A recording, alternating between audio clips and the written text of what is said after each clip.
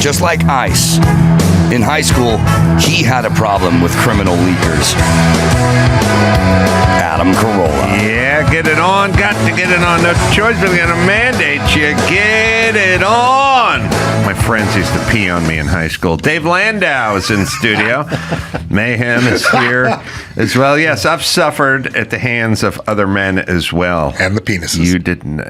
You do not own that exclusively. Good to see you, Dave. Good to see you. Dave's got dates. He's got a podcast. He's got a TV show. He's got a lot going on. Getting peed on. Getting peed on. It's been all. Sorry.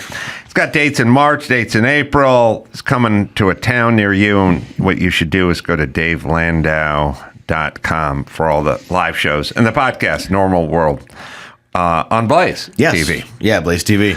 So, good to see you. Good to see you, sir. Thanks for having me. Well, my pleasure. It's an interesting time for comedy, right? It is. I think the pendulum's swinging, though, in a good direction. Yeah. Like, I've never seen comics be this big as they are now. Mm-hmm. So that's relieving. So it's kind of just going the completely other way. Yeah, I mean, I guess if we did a little thought experiment, you would go, well, when you try to push and corral and herd enough of society one direction, then somebody pops out and goes the other direction and then gets real popular. Oh, yeah. And so, and I brought it up a few times, but I really do mean it. The way we are as a society, if you think about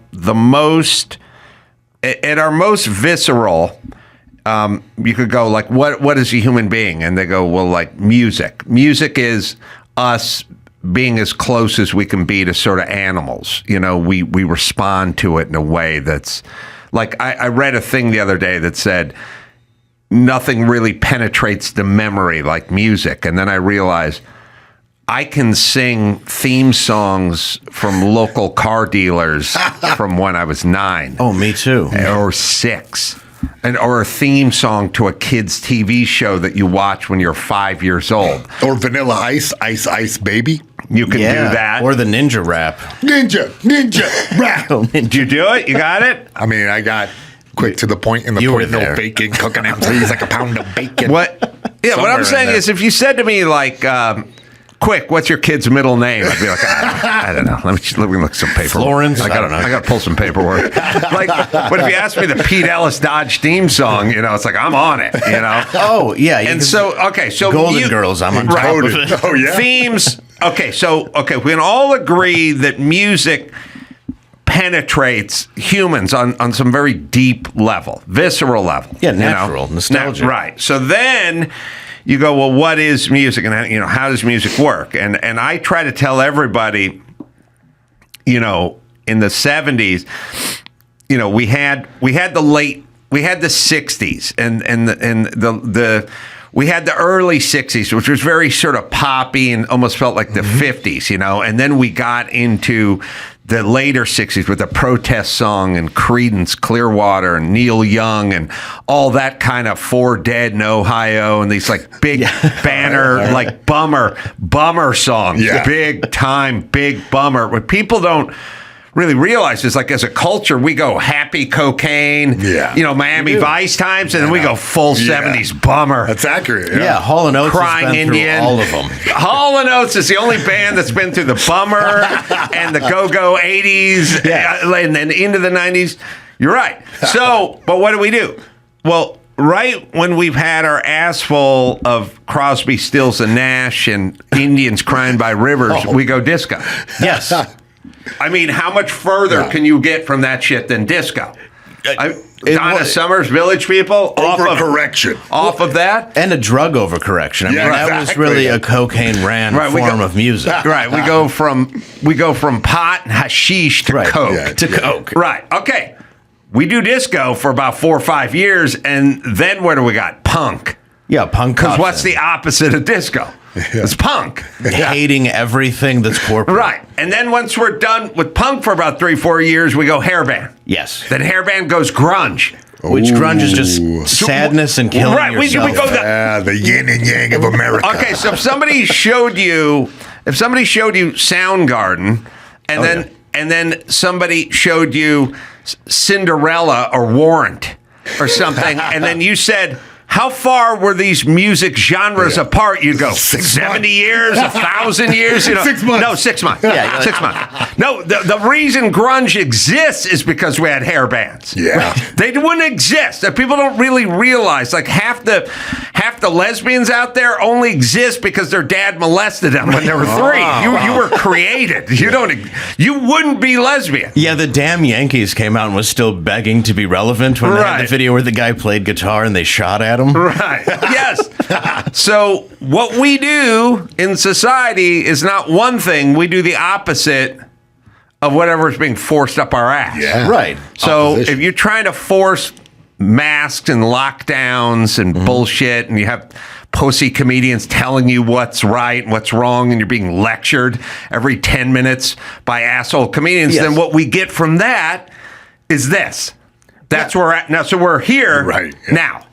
Yeah, that's very true. I mean, we went from basically listening to, I don't know, Hannah Gatsby, Name Out of a Hat. Right. To now you have Shane Gillis. Mm-hmm. And I was on Compound with him when that whole thing went down. So I saw like the downfall and rise. And it wasn't, you know, it's Hannah Gatsby to Shane Gillis is hairband to grunge. Yes. Or is disco to punk. I would say disco to punk for sure. Yeah, I mean, well, it doesn't really matter what the metaphor is as long as there's a huge gap in between. As long as it's completely different. As long as it's utterly different, then that. So when you say, then as a society, who do you like? You like Hannah Gatsby or Shane Gillis? Or do you like punk? Or do you like disco? And the answer is, what day is it? Or what? Or I'll tell you what we like. What have we been in for too long? Because we want something else. And this one feels very extended, and I think that's why it's paying off so big in the pendulum swing.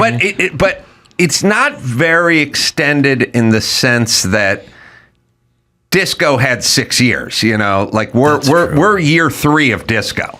We're year like 2.5 of disco in this analogy. Yeah, that's true. So we go, it feels like it's going to go on forever, but the disco never made it into the 80s. No, disco was trying.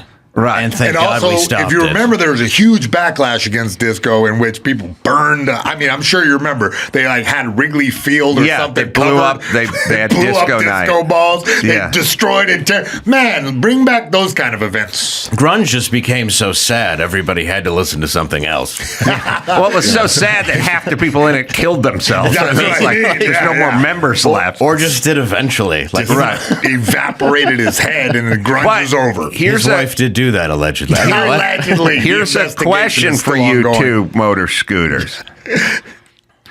Is this, now they say America sets these trends, right? Because when we're talking about what we're talking about, we're not talking about Vietnam. We're just talking about here.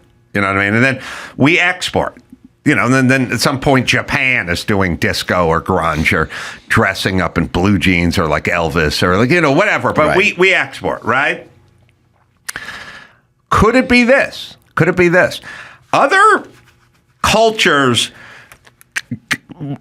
remain the same for extended periods of time. You know, the Ming Dynasty went on for 3,000 years, you know, like they do that shit, right? Here, we're like 4 years done with this fucking guy, or we assassinate him or something, right? So we're like been there, done that. But let me circle back and connect it to something. Is it connected? Because ultimately, we're talking about taste here in a way. And we're talking about music.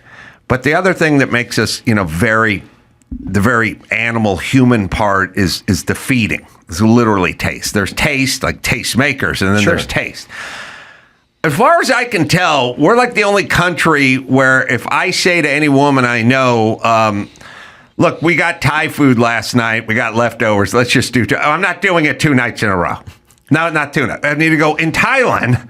They do it every night in a row until they die. Right. And then they go every other place. They just do it every thing. But you can't tolerate it. You can't do Mexican food 2 days in a row. But in Mexico, it's a lifetime sentence. Yeah, pizza 2 nights in a row, and it's delightful. It's better cold. It is. It's one of the few things that's better if it's left out and uncovered. Yes. And it's been touched by a mouse.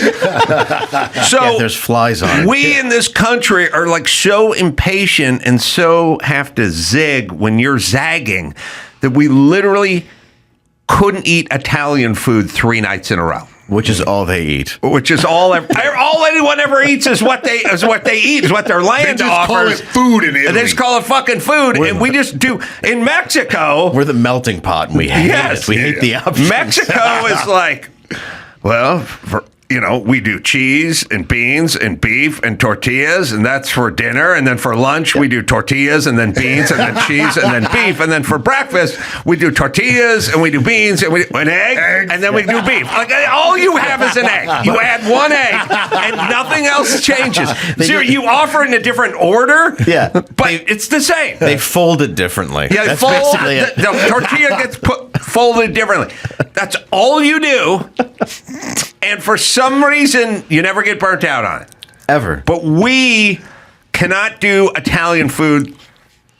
I don't think you could say to any semi-mature adult white woman in this country, we're going to do hamburgers for dinner 2 nights in a row. They go like, we're getting divorced. Yeah, there's no way. Okay, so that's us. We get burnt out fast, right? And so we go, okay, Disco, you're on the clock. You got 4 years, and then we're coming for you. And I'll tell you what we want. When we're done, we want the opposite. We don't want a kind of a disco or disco light. We want different. Big time. Yeah, we need Gigi Allen taking a shit. Right. You're right. Cutting himself on stage. So all we want is different. So right now, we're in our grunge stand-up, which has been a reaction to the politically correct, sort of Joe Biden-y, lockdown-y, bullshit. But then what's next? What is the next? Now, sometimes you go harder in the paint. Like sometimes you get crazy, what would be punk comedy, but it's usually moves back like into some sort of cabaret thing or musical or something. There's something, we're not expecting it, whatever it is, but it's going to be different in the opposite. Yeah, going into it right now with comedy, we're just doing regular comedy, though, again. I guess the way that I see it. It almost goes back to that Eddie Murphy, Dice, 80s style, I guess, before it got really cheesy. Right. Throughout, the very late 80s and the early 90s. Mm-hmm. So I'm wondering where the pendulum can even go.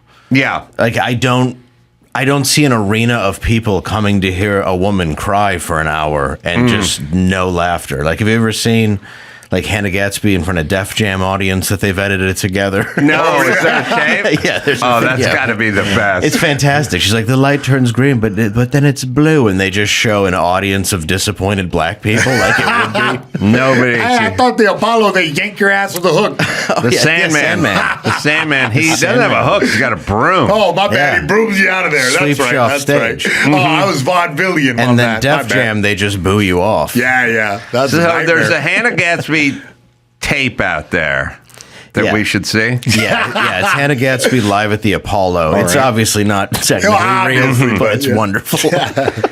I'm going to buy them a minute and just ask you philosophically what you think about something I saw over the weekend. Okay. I was driving through Pasadena, saw past the church, a lovely church. Churches always have the steeple, big raked roof. You know what I mean? Mm-hmm. No way a Trump sniper could make it onto that roof. No. Very steep rake on that roof. Well, they might see him for a half hour. And I passed it, and I saw something I've never seen before. Solar panels. On a church? Yeah, and part of me went, well, good for you. You got a lot of acreage up there, and, pass it along to the parishioners. And then the other part of me is like, I don't know if God signed off on this. On the other hand, I'm like, what is more godly than collecting the rays of the sun? On the other hand, I bet someone I bet I don't like somebody in that church. Like, now I'm angry. But I was like, I can't argue with it. But also, I think it's just a way where they're like, look, the collections aren't as high. Let's save money anywhere we can. Yeah. Like, we got to fill the kilowatt walls. hours back to the city. We got to fill the walls with cash. And I'm this is- just saying, you want to talk about old and new. Church with solar panels. Yeah. Yes. And also, has anyone ever seen that? Never. No. And I know everyone else just drives past it, but I like stopped and really did some soul searching. You know, like I want to. It's not often where I have to really examine. Do I like this? I like, I don't usually question myself, but I trip myself up a little. Like my first impulse is, oh, Jesus Christ, what the fuck's going on here? Yeah, And then my next impulse is, what's wrong with free energy? It's like the first time you see a drive-up liquor store, you're like, Yeah. that seems odd. And the next thing you know, you're in line. So we're good with solar panels on churches. I think we are. I mean, it is the most godly way of getting energy. I just don't think... Yeah, it's like, oh. Yeah, it's like he's sending it right down to us. He wants you to come to this church. Okay. But I also feel like there's something about it that's off. Yeah, it's like Yeah. Jesus like cranking up the church by himself, you know. Which is odd. Yeah, it's like, I don't know if you believe what you believe. I'm It's always going part of to it. file it under gay marriage. Like our grandparents didn't understand it. No. but they couldn't tell you what was wrong with it. They weren't used to it. They didn't care You know, they're for like, it. it's just wrong. You know what I mean? And I feel that way about solar panels. You know what I mean? It is the gay It's marriage. just wrong. But my kids will be. It's my gay marriage. It's the gay marriage my- of housing electricity. You're photovoltaic. Yeah. Phobic. Yeah. Photovoltaic. Yeah, that's it. Well, that's what it's called. Sorry. Yeah. It is.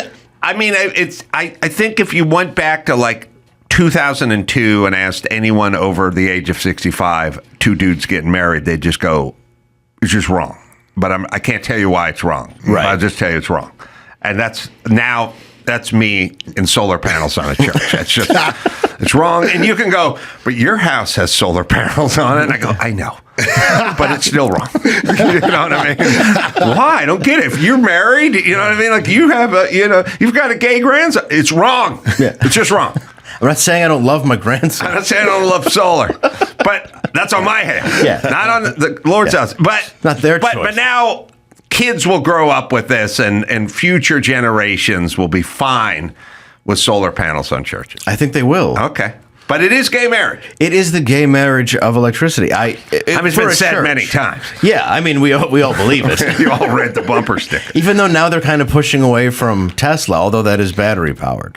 People are just mad because of the political sway. They are, for folks that are very interested in carbon being released into the environment, they burn a lot of shit. Don't they? They do a lot of burning. And they give up on the solution real fast if they don't agree with it. They'll burn Altadena, they'll burn Malibu, they'll burn the Palisades, they'll burn every Tesla dealership, and then lecture you about having a fireplace with a log in it. Right. They'll You know hide what I mean? water from you. Yeah. It's lots of carbon being released by the people that are really into the environment. In fact, the largest part of the problem, if you really break it down, they seem to be the most at fault. Well, when you really think about like what they're looking for is they're like, look, we need to take these leaf blowers and make them electric. Right. Or we could burn down half the city, including all the cars and Or mattresses. we don't need Yeah. Malibu. It's your right. choice. Right. In terms of carbon, It's a nightmare. I would just go like, okay, I will switch to an electric lawnmower. How long before we make up the millions of acres burned and all the homes and all the cars burned? How long? Oh, the world will be gone by then. It'll be gone. Yeah. So what is a mechanic, an auto shop owner in Georgia, taco restaurant operator in Arizona, and a life-saving medical innovator in Tennessee have in common? Well, they're all small businesses, and they're all thriving on TikTok. She Mechanic, AZ, Taco King, and CPR Rap are all just three of the 7.5 million businesses across the U.S. that are using TikTok to compete and grow. From family-run establishments to entrepreneurs, 74% of businesses on TikTok say the platform has allowed them to scale their operations, increase sales, and expand to new locations. And that growth means jobs. Today, Millions of businesses on TikTok employ more than 28 million people and counting. Small businesses thrive on TikTok. Am I right, Dawson? Learn more about TikTok's contribution to the U.S. economy at tiktokeconomicimpact.com. Rosetta Stone's setting 2025 resolutions. How about learning a new language? It can enrich your life, help you think as well. Rosetta Stone, the most trusted language learning program, available on desktop or as an app. It truly immerses you in the language you want to learn. Dr. Drew's a little bit of a snob. He speaks French. His wife speaks French, but not as good as he, and it's not conversational. And they were going to France, and he said he got Rosetta Stone for her, and it cleaned it up, man. It sounds so good now. 30 years they've been around, millions of users, 25 languages, Spanish, French, Italian, German, Japanese, Chinese, Arabic, it's all there. No English translations. Learn to speak, listen, and think in that language. Designed for long-term retention, plus the built-in True Accent feature gives feedback on your pronunciations. Learn anytime, anywhere, and do it on your schedule. It's Rosetta Stone, right, Dawson? Start the new year off with a resolution you can reach. Today, Adam Carolla Show listeners can take advantage of Rosetta Stone's lifetime membership, 50% off. Visit rosettastone.com/Adam. That's 50% off, unlimited access to 25 language courses for the rest of your life. Redeem your 50% off at rosettastone.com/Adam today. All right, we have the Hannah Gatsby clip. Nice, by the way, at the Apollo.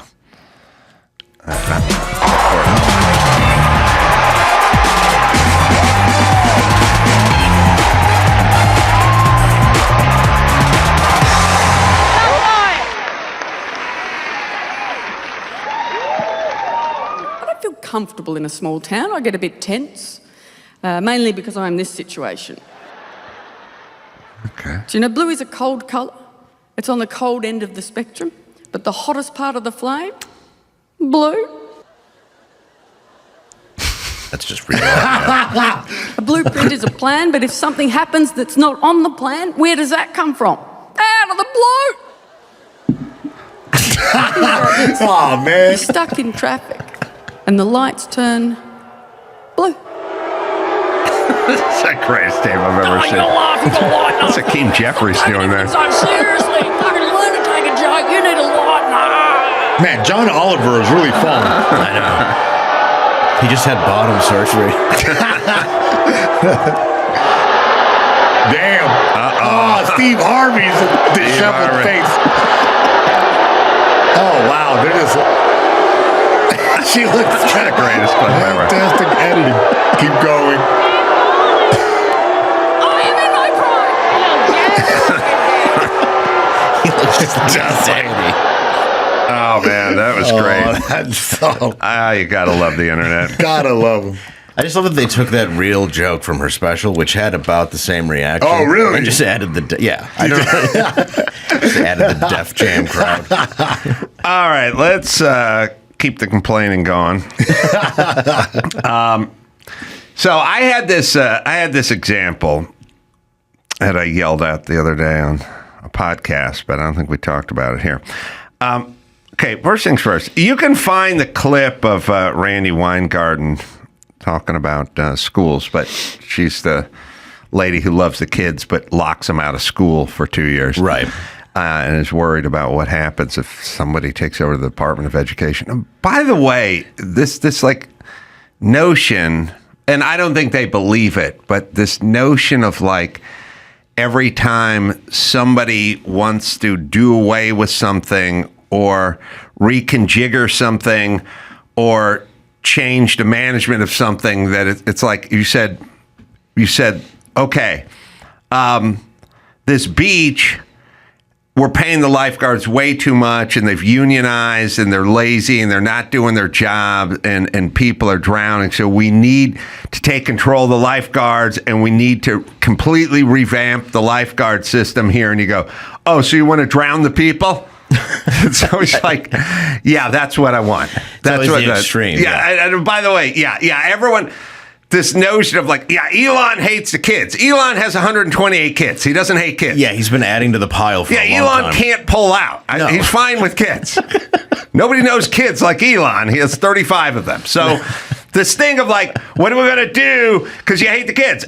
No, we hate bloated bureaucracies. And by the way, what are you doing with the kids? I don't know. Should we check the test scores? How are you doing? How's the brown kids doing? How are the poor kids in Baltimore doing? They're doing great. Oh, yeah. Everyone's graduated at the top of the class. Are they failing horribly? Like this, it's a weird supposition of you want to do what? Well, I want to fix something that you broke. I don't want to fix something that's working at a high efficiency. I'm going to fix something that's failing.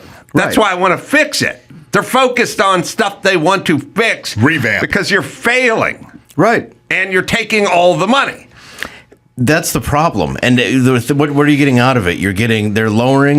They're lowering all the curbs. You don't have to worry about that anymore. So they do that to help everybody. And then there's a shooting every other Tuesday. Right. So it's going well. So morale is up. She does something interesting. And Dawson, I'm going to ask you to look up something. This country, how many millionaires does this country have? Is that Gerard Butler?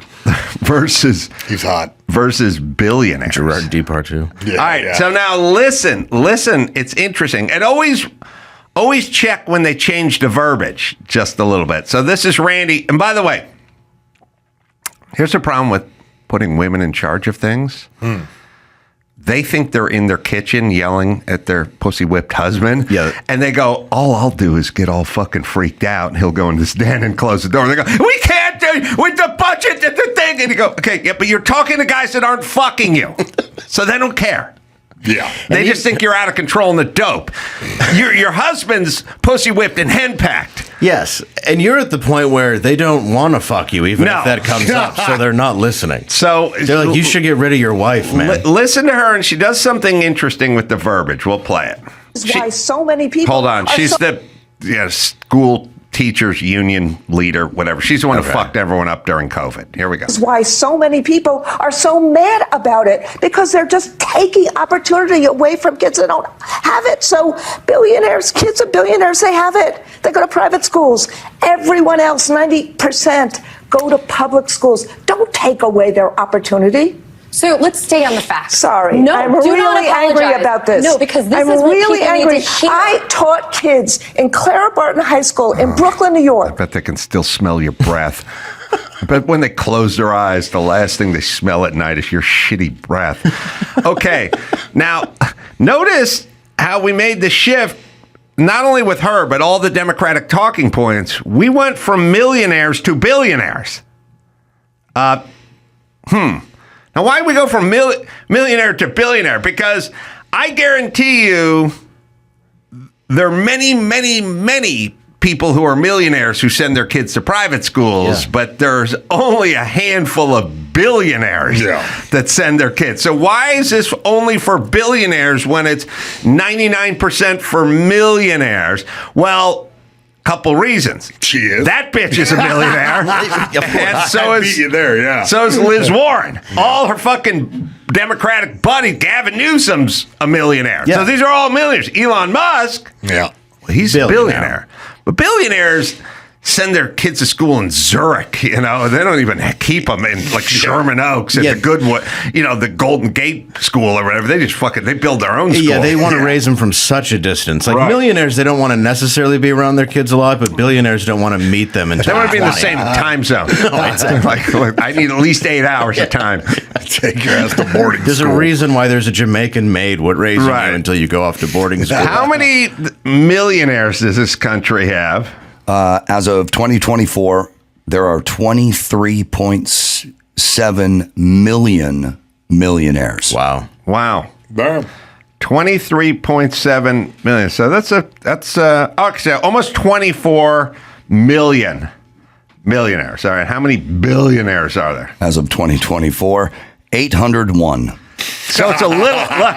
Now I didn't have Randi. That's the division right there. I didn't have Randi Weingarten spitting on me when I was 9, but that's a big chasm. Yeah. The interesting thing too is there were more billionaires in 2022 than there are now. Oh, that's because of Trump's price. Oh no, wait, Putin's price hikes, Trump's tax cut. Oh wait, correct. And there were less millionaires. So there are more millionaires now and less billionaires than there were 2 years ago. So why do we shift to billionaire in terms of as an example of people who can send their things when the overwhelming majority times thousands is millionaires? And that's because Elon's a billionaire, and so are you, bitch, and so is a sympathetic bitch sitting across from you at the desk who's interviewing you, and so is Nancy Pelosi. The insider so that's trading. why you shifted from millionaire to billionaire. And to create the division. Right. You want people to hear that because they can't fathom a billionaire. And if there's so many millionaires, you want to get people on your side, too. Right. Like, I had to send my kid to private school because of that bitch. Really? Well, yeah, he was starting kindergarten. And Right. we didn't have an option to bring him anywhere. So we had to send him to a Christian school, which is... Right, because she shut the schools down. Exactly. So yeah, but she loves the kids. She loves them. She's passionate. She doesn't want them showing up to school. Exactly. And Christian school is very pricey, like Jesus would want to afford those Well, solar they got panels. solar panels Yeah, on the roof. exactly. Yeah. So you got to do it that way. But they're passing along. They're passing that savings back. Aren't they? To the consumer. That's the way that's all you need. All right. The other one I was thinking about, which is funny, is there's a lot of people talking about Gavin Newsom lately, and they're saying he sounds kind of normal now.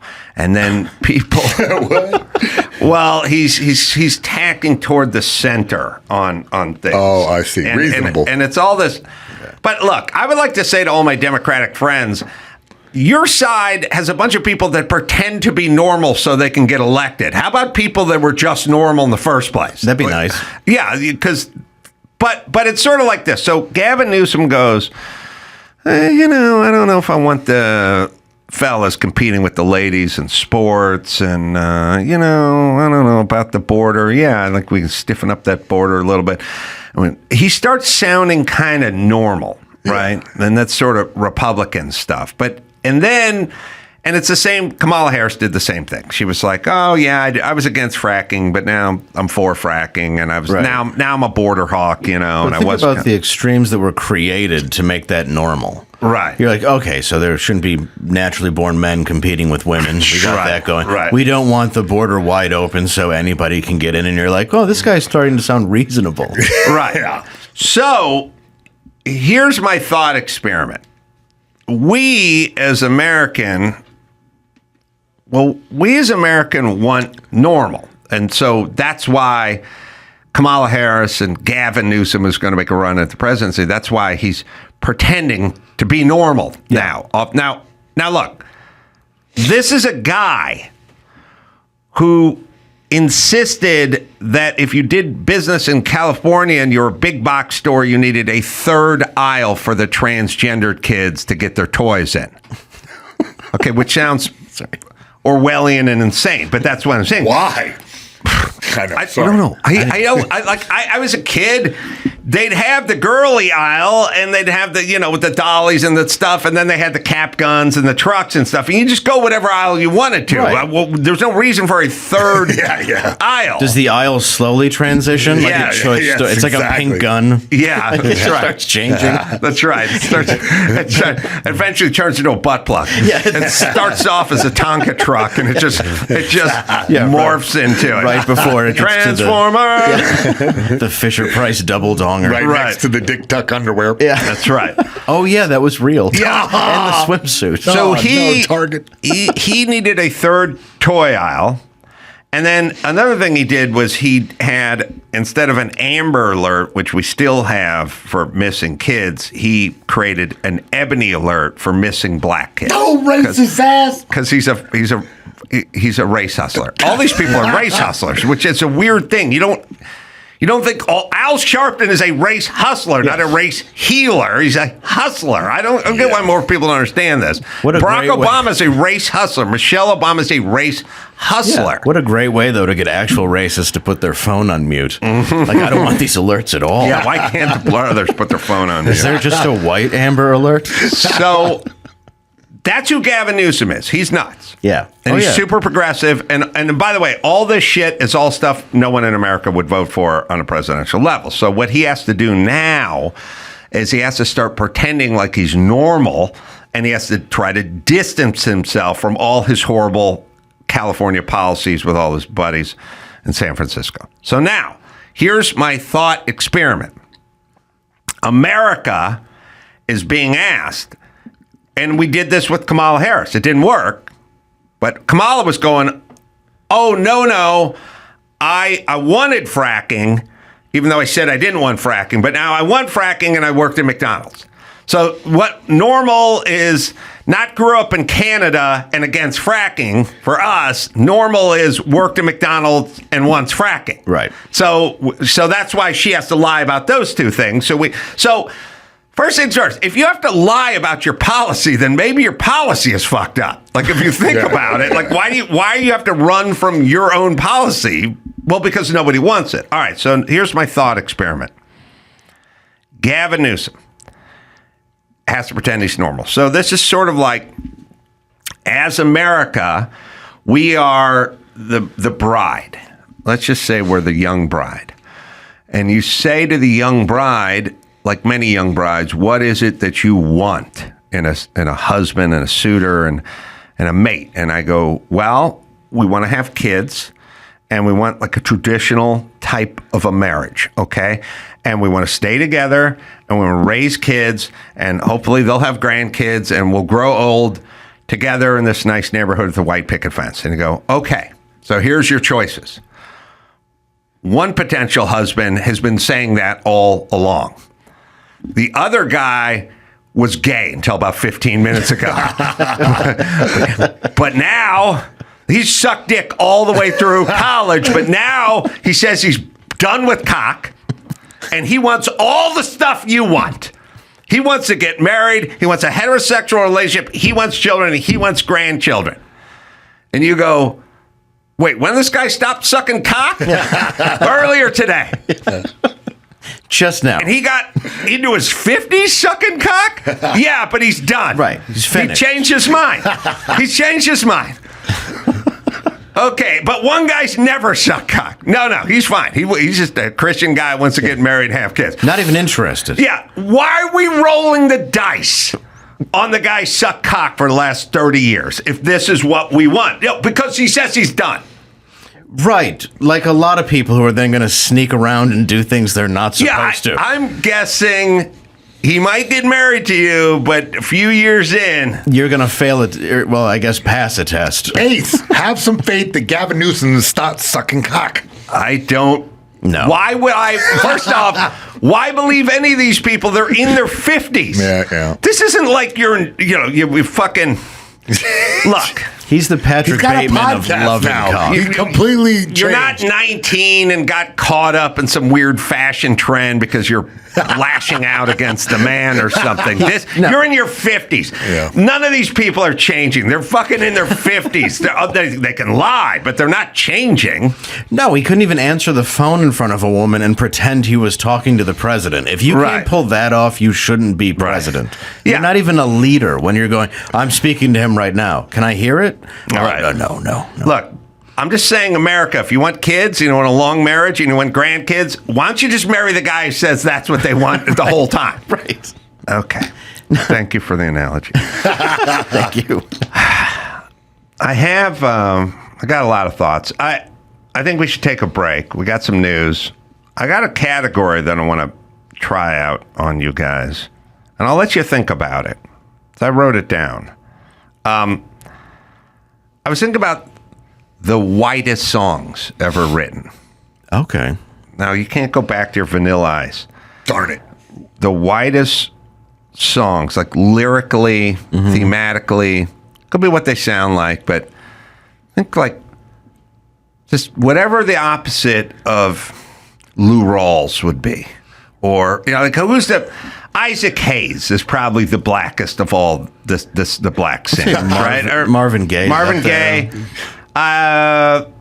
There's God, Teddy Pendergrass. Teddy Pendergrass is pretty good. Think about Luther Vandross. Luther Vandross and Al Green. The opposite. Yeah, let's go opposite of this. Just go the opposite. I got a couple offerings for you guys. All right, we'll do that right after this. Huel. Now, Huel dropped off a case of their amazing product and said, "Could you hold it in your hand when you do the read?" And I said, "Yeah, that's what I do." Then I looked around and I'd consumed all of it. So I am Huel-less at this point. But do not worry. I shall get more. It's a brand new year. And you think about setting goals and actually hitting them. And that's where Huel comes in. They're a great sponsor. They're spelled Huel. Their Black Edition ready to drink is a complete meal in a bottle. High in protein, low in sugar, packed with all the nutrients you need to perform at your best. New customers can try it out at a 15% discount plus a free gift using my exclusive offer code ADAM. So that's 15% off and a free gift. Just use the code ADAM. You get up in the morning, maybe feeling a little sluggish. Maybe you don't have everything in the tank you need in the tank. Maybe it's depleted a little, and that's where Huel comes in. Drink one of those bad boys and get going on your day. No prep, no cooking. Just grab the Huel. Well, it's like your most convenient meal. Take it in the car. That's what I do. Tastes like a milkshake, and it's low in sugar. It's Huel. Right, Dawson? Get 15% plus a free gift for new customers with the code ADAM at Huel.com. Start your year off strong with Huel. Nutritionally complete meals in minutes so you can focus on what really matters. Don't miss Adam Carolla Live. This weekend at the Desert Ridge Improv in Phoenix, Arizona. 5 shows. 2 on Friday night, 2 on Saturday night, and 1 on Sunday. Next month, Adam hits San Diego at American Comedy Club on April 11th and 12th. Get tickets for this and all of Adam Carolla's shows at adamcarolla.com.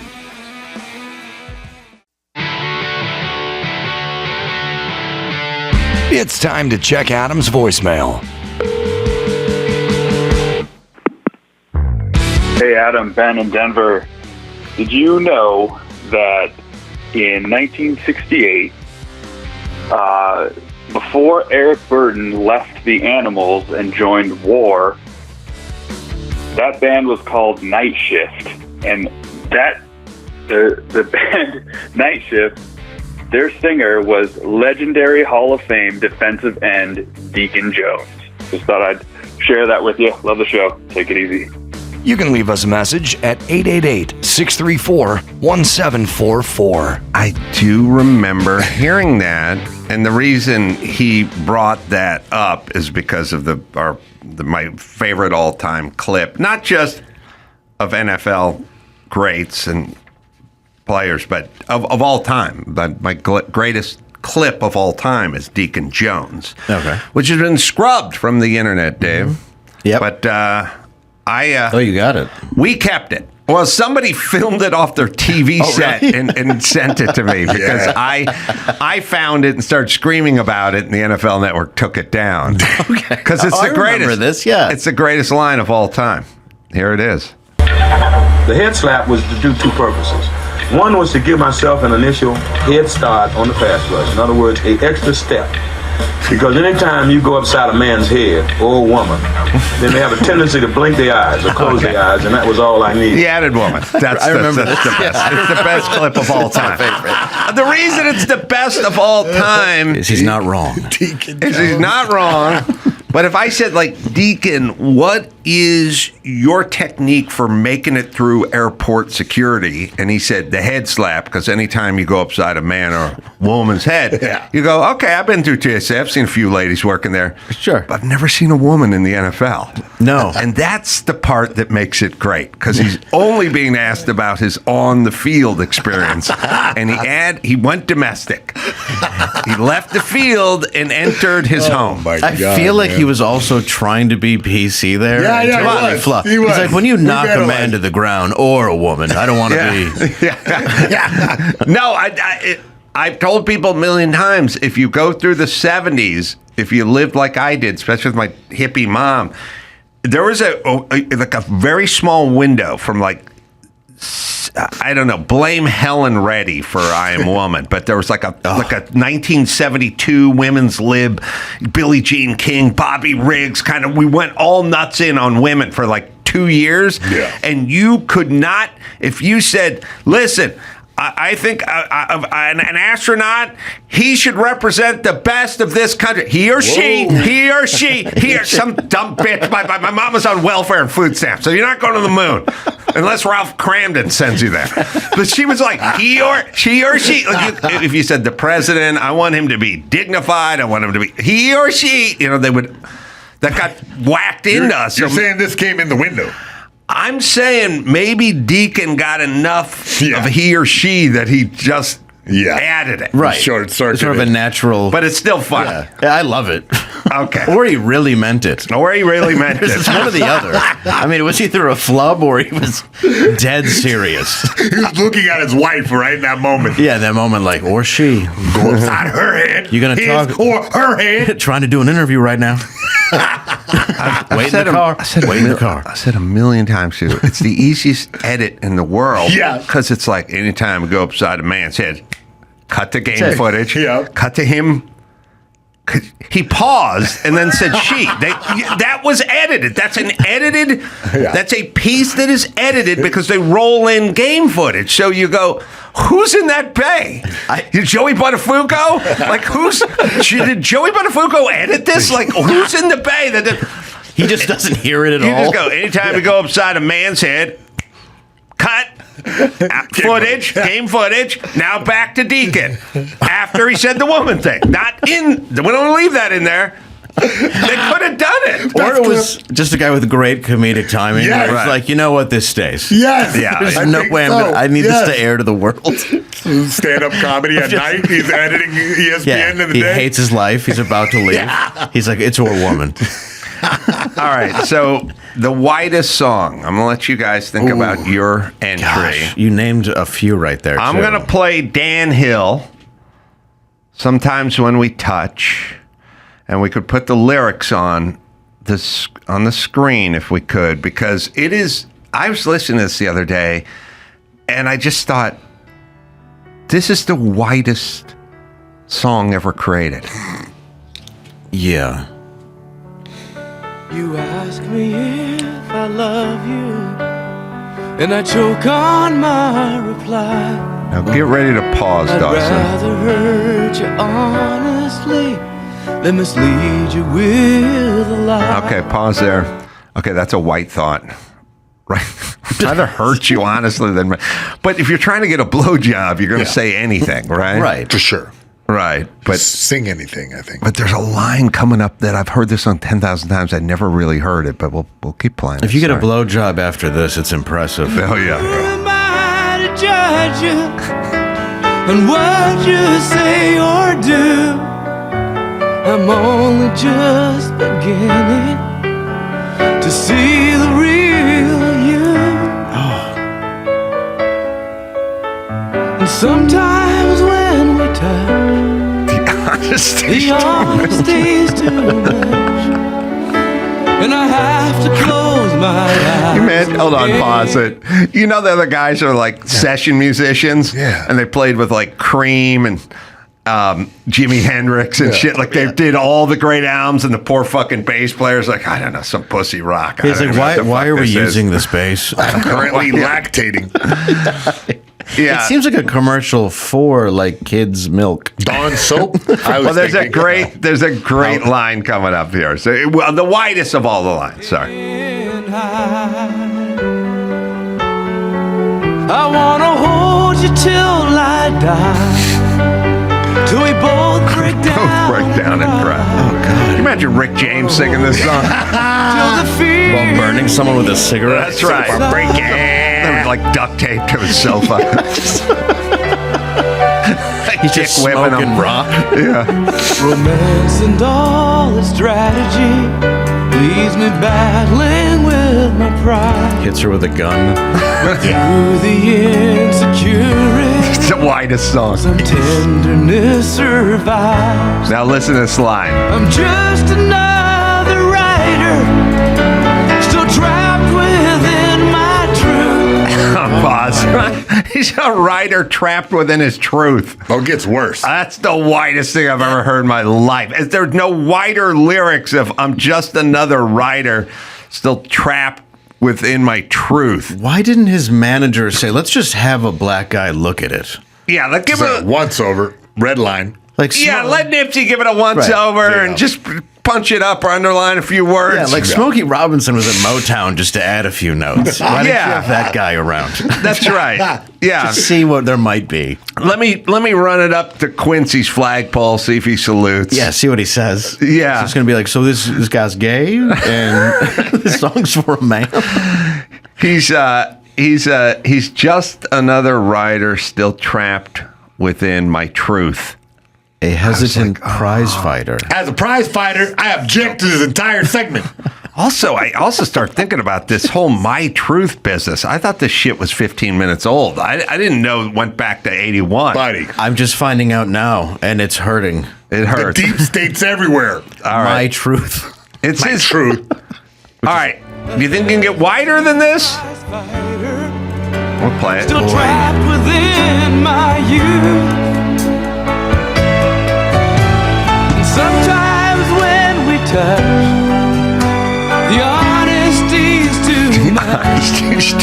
And I have to close my eyes. Now, I'll give him some points if he is talking about his dick. Sure. Yeah. I wanna hold you till Can you imagine him just playing this on a piano and the girl slowly backing away Yeah, towards yeah. the door? Every vagina within 7,000 miles dries up. Just sending pictures of him in case she disappeared. Yeah. Oh, this is great. at times Now, this is him trying to get the blowjob, and drive you to your knees. but then he backs right off. At times I'd like to break through and hold you in. All right, we got it. All right, Whitest. Look, you can go best dance song. You can do saddest song, best love song. You can do a lot, but I've created a new category. It's Whitest song, and I want people's input. I have a song that he got her to her knees though, then immediately tells her to stand up. Yeah. Hug her. Almost there. Start crying again. This guy just holds her and cries. Yeah, he's like, no, not down there. He's edging. In my arms. This is what you call a palate cleanser from Deacon Jones. Like this is in terms of ethos, much different than the Minister of Defense. This is disco to punk. Yeah. That's right. This is music at a church. Do you have Spanky in our gang in the lyrics? Because this could be What? lyrically wider. Really? It could. All right, I'm into it. But I'd like to get to know you. Yes, I would. But I'd like to get to know you. If I could. But I'd like to get to know you. Finally I found searching all around just was not the answer. He doesn't want to bed her or nail her or bang her sister. He just wants to get to know her. Yeah. But I'd like to get to know you. Yes, I would. But I'd like to get to know Al Green would not. He doesn't want to get to know anybody. I feel like this was written by a guy that was chemically castrated. Yeah. Yes. I don't want to tell you why. There's a sign in my Wait, yard. Dawson, find the Sonny and Cher. There's a Sonny and Cher version of this, which is even wider. Cher popped in my head as a couple Oh, of no. You know what it is? Could be wider. Could be wider. I just want to be friends with you. See? Babe, I just want to be friends. That's all. No black man's ever sung about hanging out and getting to know you and being friends with you. There's a Sonny and Cher, baby, friends with you. Let's see. No, Bobby Womack sang about pimps on All I really 110th want to Street. do. Yeah, that's right. Yeah. That's right. But best they'll ever do, once in a while you catch your brother in his refractory period, and he's just like, sitting on the doctor's bed, hoping my boner goes away. That's his downtime, you know what I mean? But then he's right back to fucking and pimp-handing. I be Right? stroking. That's what I be doing. He was blind, and all he could sing about was that. All right, do we have Sonny and Cher? This could This be one's the called one. All I Ever Need Is You. Sometimes when I'm down. No, you had All I Really Want to Do. I don't know why. There's All I Really Want to Do, which is weird. We'll find it. I think these are the musical equivalents of lying in wait. You know, you're like pretending, just be your friend. It's for like beta Yeah, this dudes is the song. These are the lyrics. Yeah, it's just Cher, though. I'm sorry. Okay. It's what plays in purgatory before you go to hell. That's right. Now, this could be wider. By the way, Sonny and Cher suck. Look, I don't people get defensive about it. They suck. He's horrible. I ain't looking to compete with you. Beat, I cheat, I mistreat you. No.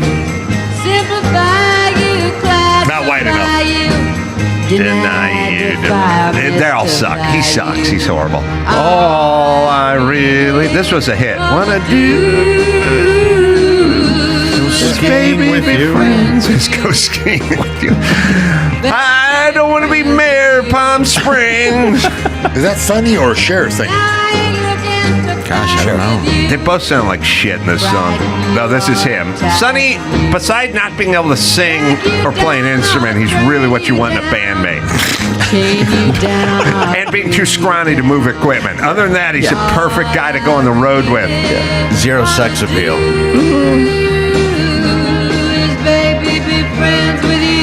This is about their divorce. This is probably 10 years before, 13 before divorce. I ain't looking to block you up, dock you rocker. This song sucks. It's like People perfect. forget how much they suck. It's perfect for a talk show in 1961.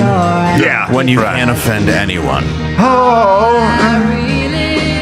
This could be the widest.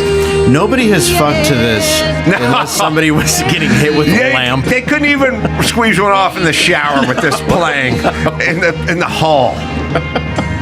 I don't want to learn how to sing or play an instrument or do anything. I just want to make money off a young chick and get my own TV show.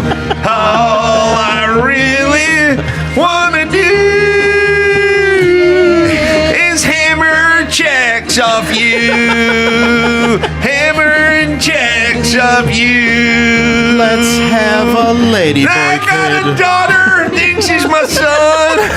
Cut his ding-a-ling off and run. I'm proud of it. Moved to Palm Springs, pretended to be Republican. Hit a tree when I was skiing. Now all I really want to do is write shitty songs with you. Buried next to you. Oh, Jesus Christ. Oh, God. You know, I'll tell you why I don't like Sonny. Everyone likes him. I'll tell you why I don't like him. I have a weird thing with anyone who reinvents themselves. I don't like the reinventors. There's guys you went to high school with that were nerds, and now you see them out. They got the sleeve tattoos and the earring and the attitude, and you're like, fuck that guy. I knew who he was when I was 14, right? You're a narc. If you find a picture of Sonny Bono from like 1967 in a fur vest and his moccasins, he was beatnik hippie all the way. Yeah. All the way beatnik hippie. And then you find a picture of him from 1997 as a Republican district selectman in Palm Springs, all of a sudden suit, American flag on lapel. He went from beatnik hippie to Ronald Reagan, like that. Yeah. So what is Sonny Bono doing? Is he this or is he that? He's fucking getting paid. is what he's doing. Yes. And in 1967, it was cool to be a beatnik. He was never any of this shit. He was just a fucking life clown who just dresses in whatever the outfit is where he can get paid for that day. Now, the leisure suit, you don't show up. You don't show up in Palm Springs running on the Republican ticket dressed like a beatnik. No. They don't want that. So you change your look.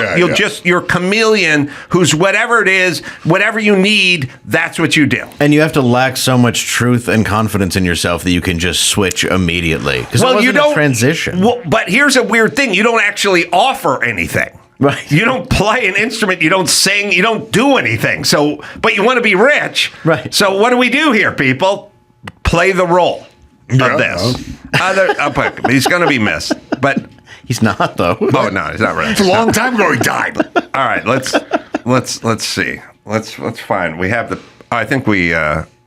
I have a side-by-side. Oh, it's incoming. Sorry. All right, we'll find it. Mayhem, you got some news or something? I got some news. Here's a weird one. Border Patrol agent pleads guilty to telling women to show their breasts. All right, hold on. Pretty good. Pretty good. Is that a bolo tie or just a silly one? We might need a little more outfit on so these he's got guys. the Jeff Daniels and Dumb and Dumber hair. Yeah. Right.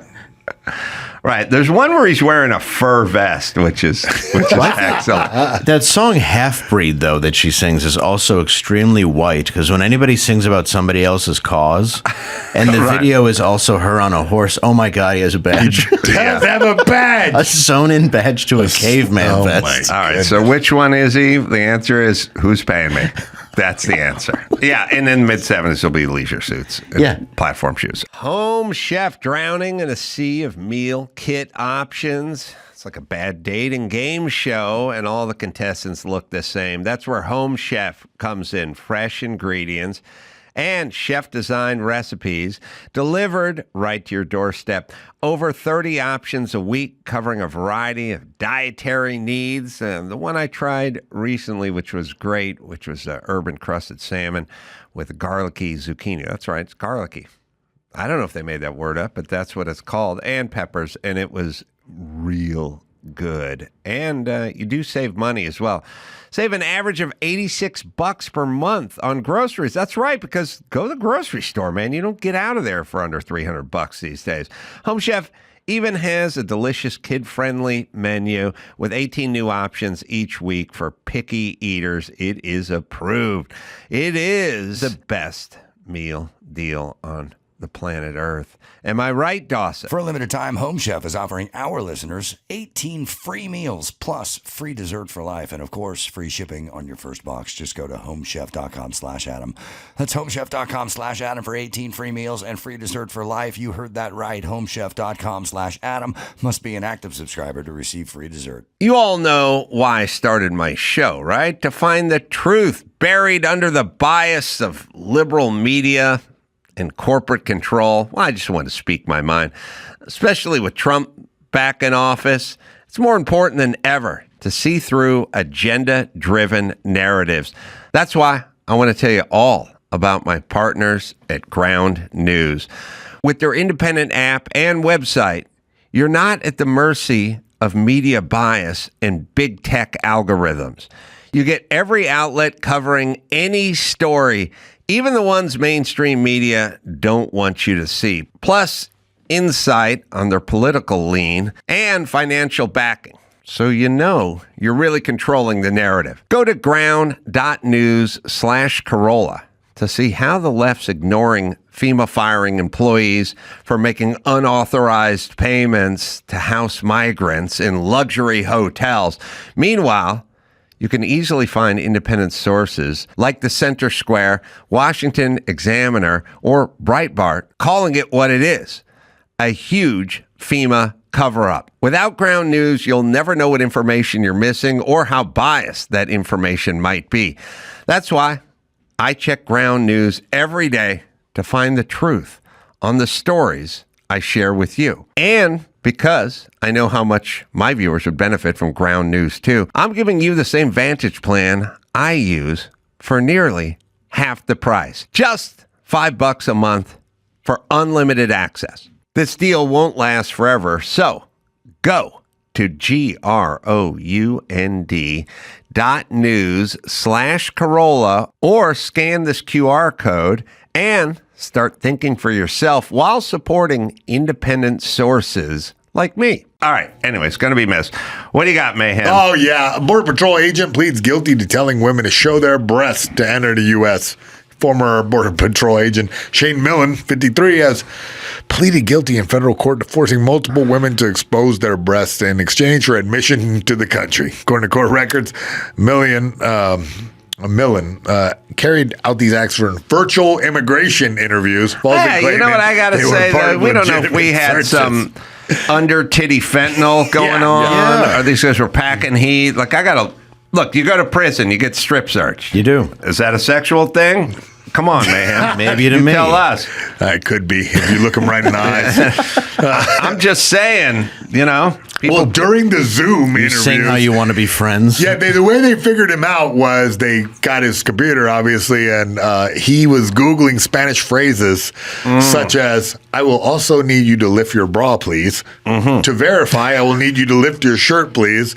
And can you lift it higher, please? Your file says you have tattoos across your chest. Oh, so he was working an angle. Duolingo. Yeah. And he learned 3 sentences in Spanish. That all involved removing your shirt. Yeah, misconduct dates back to August 2023. Prosecutors stating that Millen first coerced women to exposing herself on August 10th, and he's just been doing it nonstop ever since. All right, I'm bored. What's the next story? Yes, I know. I keep that guy on, though. Whoopi Goldberg.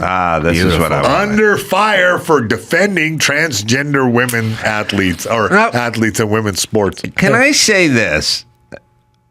We did Nithya Raman, who's a local politician out here, babbling on about catalytic converters and blaming Toyota for making it so easy to steal and stuff like that.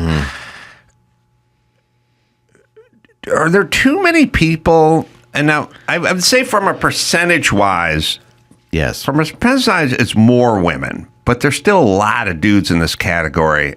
And they talk to me a lot. And I just go, do you understand what you sound like?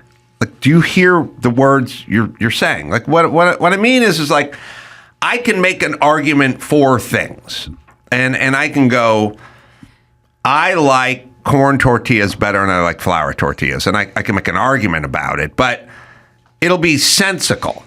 And then you can make an argument about, well, you can't do a burrito with a corn tortilla. And I'll go, okay, that's a point. But I hear lots of women saying stuff that it doesn't track. You know what I mean? Yeah. And a lot of ladies from The View says that, but Whoopi says a lot of stuff that is not. There's a difference between a disagreement or a counterpoint and then things that don't track. She says stuff that doesn't really track. Do you know what I mean? What do you mean? Well, we'll watch her. All right. We'll watch her. Well, remember Nithya Raman yesterday? Of course.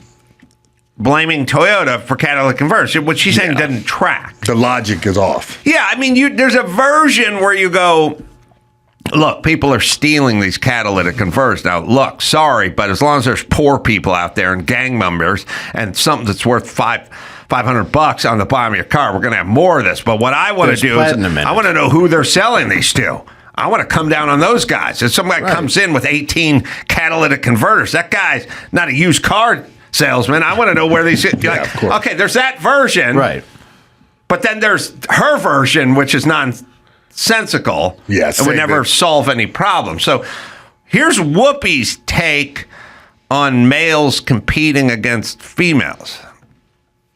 Well, I think part of the problem that the trans community is facing, and it's the same problem that women face, is if you don't know anything about our bodies, you don't know how it works.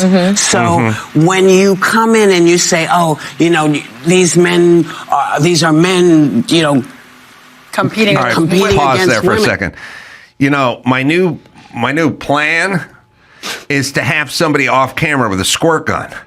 And when Kamala Harris starts rambling about something, or Nithya Raman starts talking about Toyota, it's to blame, or she gets into one of her clearly what she does is she starts driving into a dead end, and then starts maneuvering around, and next thing you know, she's on someone's lawn. You know what I mean? Like, she's clear. Like, her whole cast at this point goes, oh boy, here we go. Yeah, like, yeah. You can tell it's on.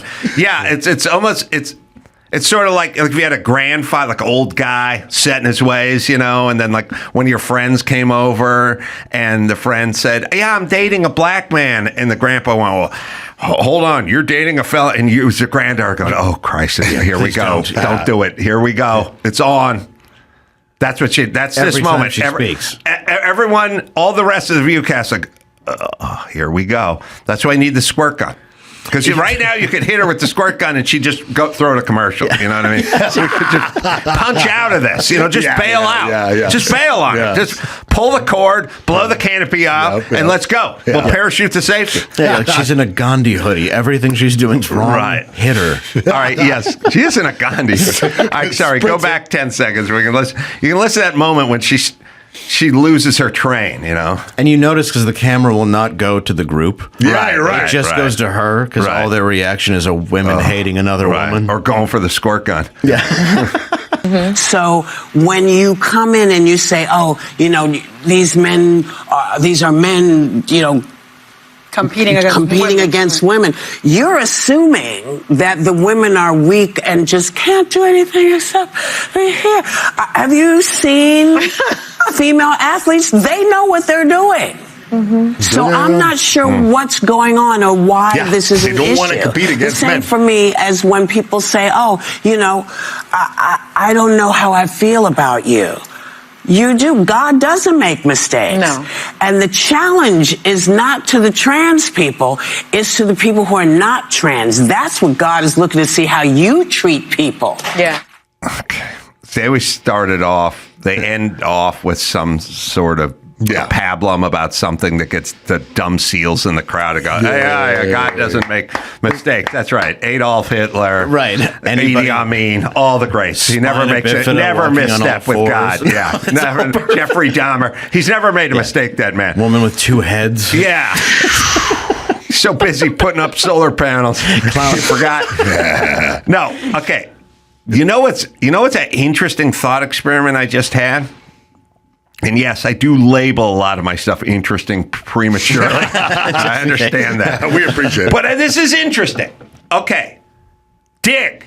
Dylan Mulvaney's on the dais, or Mulvaney. I don't know what a Carol Mulvaney. Oh, yeah. Oddly, the most feminine person on the panel. You're right. Yeah. Honest. Yeah. It's the best looking chick on The View is that guy. Yeah. Every man I know is like 2 Bud Lights away from getting that shit, right? Yeah, you drink a 12 or you're gonna whatever. We didn't say they couldn't compete in women's sports. Let me say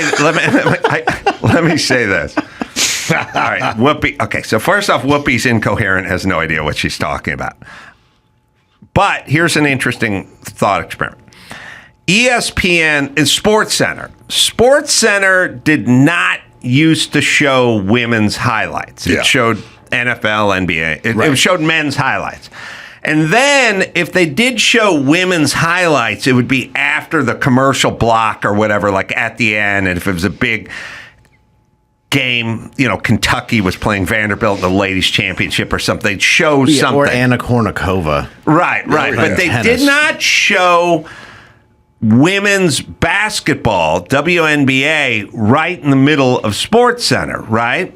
So now you would watch them play and they'd show highlights. Okay. But now you go right from LeBron and Luka to the WNBA in SportsCenter. It's right there. There's no commercial break. It's just next up, WNBA. And all of a sudden, you go from guys, and it's always the highlight reel. It's guys taking off from the free throw line, the alley-oop, guys just reverse slamming and just shattering a backboard, like crazy stuff where both hands are 3 foot over the rim, and just jamming to a bunch of chicks with fake eyelashes doing like underhand layups and stuff. Like everyone's doing a layup, and your white girl from Iowa. Yeah, and it is like for a moment. Because they're both wearing basketball uniforms, and they always come in on the wide shot. Initially, you're like, what happened to those dudes? Are they drunk? Yeah. What? They didn't learn how to dribble? And then you go, oh. And then they show a layup and a three-pointer and stuff like that. But the three-pointer's like a chess pass. And you go, and then they go from there right back to the NBA, and all of a sudden the guy's just palming the ball and taking off from half court, and you're like, oh, that's the difference. Yes. And you don't really see it when they do a block of women's basketball at the end after the commercial. You got to go right up against it. You got to brush your teeth and then drink orange juice. You can't brush your teeth, eat a bagel, and then drink your orange juice. You got to go right up to it to feel it. Yeah. And then you see that, and then you realize Whoopi's insane. Right? You took a lot of steps to get there, Ace. I will bet you that Djokovic... Okay, let's put this bet. Whoever won the WNBA, like last year... MVP. No, whoever won the WNBA. Sparks. The Sparks? Was it? I believe so. Pretty gay, you know that. Transgender rights. Let's figure this out. Could Djokovic and Brittany Griner. One other dude. Okay. Could Djokovic I get it. and a guy who coached basketball at a junior college beat that team? Just the two of them. Just two. Who would win that game? I mean, the guy who coached, he didn't play in the league, but he did play, and he can play probably a little bit. He's got some ideas, too. He's got ideas. Yeah. He can run some plays and stuff, play a little defense. I think that they win, but it's close. I'm going to give him credit. It's close. It's close. Right. It's okay. close. But Djokovic and another all-star from the Kevin Durant. Yeah. Djokovic and Kevin Durant play the championship women's basketball team. Oh, they just win. They just win. Okay. Well, I mean, Whoopi, there's your argument. It's a forfeit by the other team. There's nothing they can do, right? No, they can't stop him. Okay, so that's that. But they got to play defense, too. Yeah, you're right. Yeah, I think they do. Yeah. We're talking a whole hour game, like a long game? Regulation. It's not going to be a lot of defense, though. Mm-hmm. It's going to be very easy to get the ball. Mm-hmm. I think you're right, yeah. A couple dribbles. Yeah, a couple dribbles. Someone wrote on my screen, the whole women's team can play at the same time. The whole women's team. Yeah. The entire I mean, like 11 ladies out there? Yeah, 11. Like the 3 good ones and the other ones that got in. I'm just saying, okay, or tennis, or golf, or MMA, or football, or baseball. I mean, pick the sport. It's real blatant. I want to hear Whoopi one more time, and then we're going to break. She doesn't know what she's talking. Now, it could be. I got a theory. I think the Ozempic is mixing with the methadone, and causing an insane chemical reaction in her head. That's my. It's got to be. Ozempic has now hit the bloodstream with the methadone and has completely clouded her brain. Yeah, her bones are definitely starting to deplete. Yeah, here it is. Yeah. I think part of the problem that the trans community is facing, and it's the same problem that women face, is if you don't know anything about our bodies, you don't know how it works. So when you come in and you say, these are men, competing against women, you're assuming that the women are weak and just can't do anything except be here. Have you seen female athletes? They know what they're doing. So I'm not sure what's going on or why this is an issue. The same for me as when people say, I don't know. All right. She's an incoherent mess. By the way, is there some dude version of this show that would last more than 3 episodes? I thought I was on it. It was called The Man Show. That's right. It was highly celebrated. Yes, it was. All right, Dave Landau, let me give you a plug. Normal World on Blaze TV, and then also live shows everywhere. Yeah, right? Everywhere. Yeah, I got Spokane coming up, a bunch of places. Go to davelandau.com for that? Yes, sir. Oh, good. All right. Joey McIntyre is coming up next. We just saw him with New Kids on the Block, so I can testify. And we'll talk to our old friend Joey. right after this. Homes.com knows that when it comes to home shopping, it's never just about the house or condo. It's about the home. And what makes a home is more than just a house or property. It's the location. It's the neighborhood. If you have kids, it's also schools, nearby parks, transportation options, all the above. That's why Homes.com goes above and beyond to bring home shoppers the in-depth information they need to find the right home. And when I say in-depth, I'm talking about deep. That's right. Each listing features comprehensive information about the neighborhood, complete with a video guide. They also have details about local schools with test scores, state rankings, and student-to-teacher ratio. They even have an agent directory with the sales history of each agent. So when it comes to finding a home, not just a house, this is everything you need to know, all in one place. Homes.com. Homes.com. We've done your homework. O'Reilly. O'Reilly. Auto Parts. Wow. Yeah, you know the jingle. Yeah, they're in the business of keeping your car on the road. O'Reilly Auto Parts offers friendly, helpful service and the parts and knowledge you need for maintenance and for repairs as well. I've always been a fan of O'Reilly. You know, I like the wrench. Used to use the one over in North Hollywood. Then it was the one up in La Cañada, or La Crescenta when I used to live out there. I'm always working on my stuff and always using O'Reilly. Whether you're a car aficionado or an auto novice, you're going to find the employees at O'Reilly Auto Parts to be knowledgeable, helpful, and best of all, they are friendly. So stop by.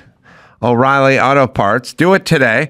Or you can visit us online, O'ReillyAuto.com/Adam. That's O'ReillyAuto.com/Adam. Here's an actual thing our government is spending your tax money on. $47 million for improving learning outcomes in Asia. Now back to the Adam Carolla Show. Joey McIntyre in studio. New Kids on the Block, of course, doing a residency coming up. We can talk about that. Solo album, Freedom. And he's on his tour as we speak, or it's coming up April 4th, 5th. Oh, 7th, 8th, all through April. What's wrong with smart Asians, though? You know what I mean? We need them. We know there was a little dip, and $47 million later. Yeah. Things are... Asians, I don't know. I grew up out here. Asians are never the problem.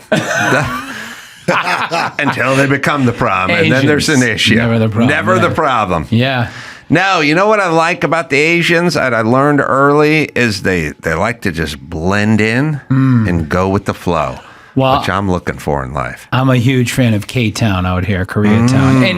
And I've heard it a little bit. You know, it's funny how we just throw all the Asians into one. We never say Korean or Japanese. We kind of toss them in one pool there. Yes. You know, they don't say that about the Irish.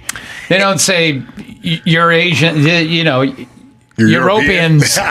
Well, it took a minute because you got to give us time as ugly Americans. Because when I grew up, we didn't have Nicaraguan or El Salvadoran. We just had Mexican. Yeah. You were... If once you left San Diego... They were Spanish for us. Growing up in Boston, you were Spanish. Yeah, we just had Mexicans. Yeah. And like I'd say to people like, oh, that dude Carlos is Mexican. Well, actually, he's from Nicaragua. Okay. What's the difference?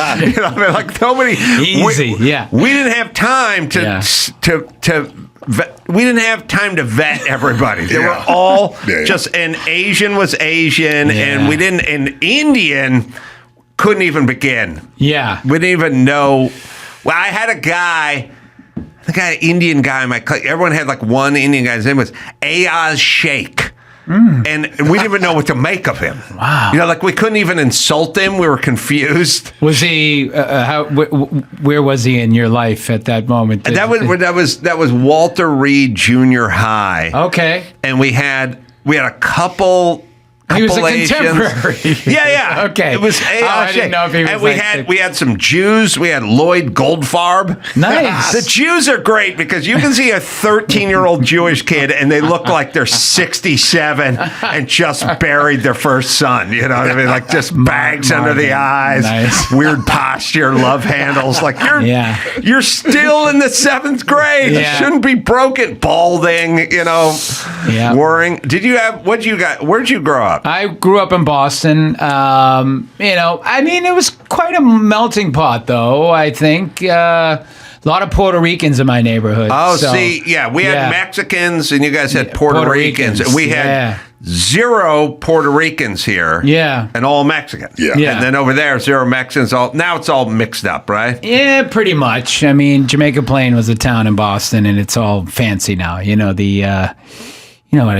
gays came in, they cleaned it up, and then the families come in, and it's a very, growing up in the 70s and 80s, though, it was, you know, normal working class town. It gets gentrified. You want the gays to move in. Come, please. The gays are like ballsy. When they introduce a bacteria into a stagnant pond and it eats all the algae, that's what it is. It's like a good bacteria. Like they show up and they just start eating all the algae. And next thing you know, the water's crystal clear. That one I just want to clear. I'm not signing off on that analogy. It helps the water. I mean, I'm happy to go down it. On that one, I'm not going to. All right, let's go down another semi-controversial road. I was looking at your mayor in Boston. Yeah. And I was like, that's unusual for Boston. That's because a big change. Boston is a very unique place. Oh, man. Of blue. Okay, so I come from the Valley. Yeah. And our blue collar guys, they let their hands do their talking, but they're dumb. Boston guys are smart and violent and uneducated, but with a big vocabulary. You know what I mean? We don't have that mix where I'm from. We have dumb guys who don't talk well, but you guys have Goodwill Hunting over there. Yeah. I mean, it's, you know, academia, if you will, is big there, but then very working class, and then there's... But the working class guys can talk. Yeah, some of them, I guess. I mean, it is funny. The mayor before this young lady was, and I'm blanking now. But well, this one is Wu, right? Is she Asian? We. Oh, it's way off. We. She's a pronoun. I don't live in Boston, so forgive me. But Roxbury, that word behind you is behind her, is my parents' hometown. So that's, that's Mission Hill. Yeah. So that's she's Michelle Wu. Thank you. Yeah.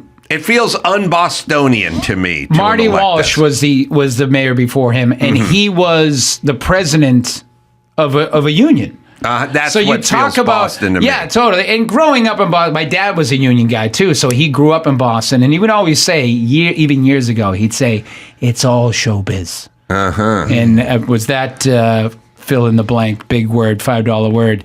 And here we are. It is all showbiz. Yeah. But now New Kids, who I saw in Palm Desert a few months ago, I was delighted. Let me say, you know that story of the Super Bowl and the famous Joe Montana, and he's down by 5 points, and he huddles everybody up, the Niners, and he goes, "Is that John Candy in the audience?"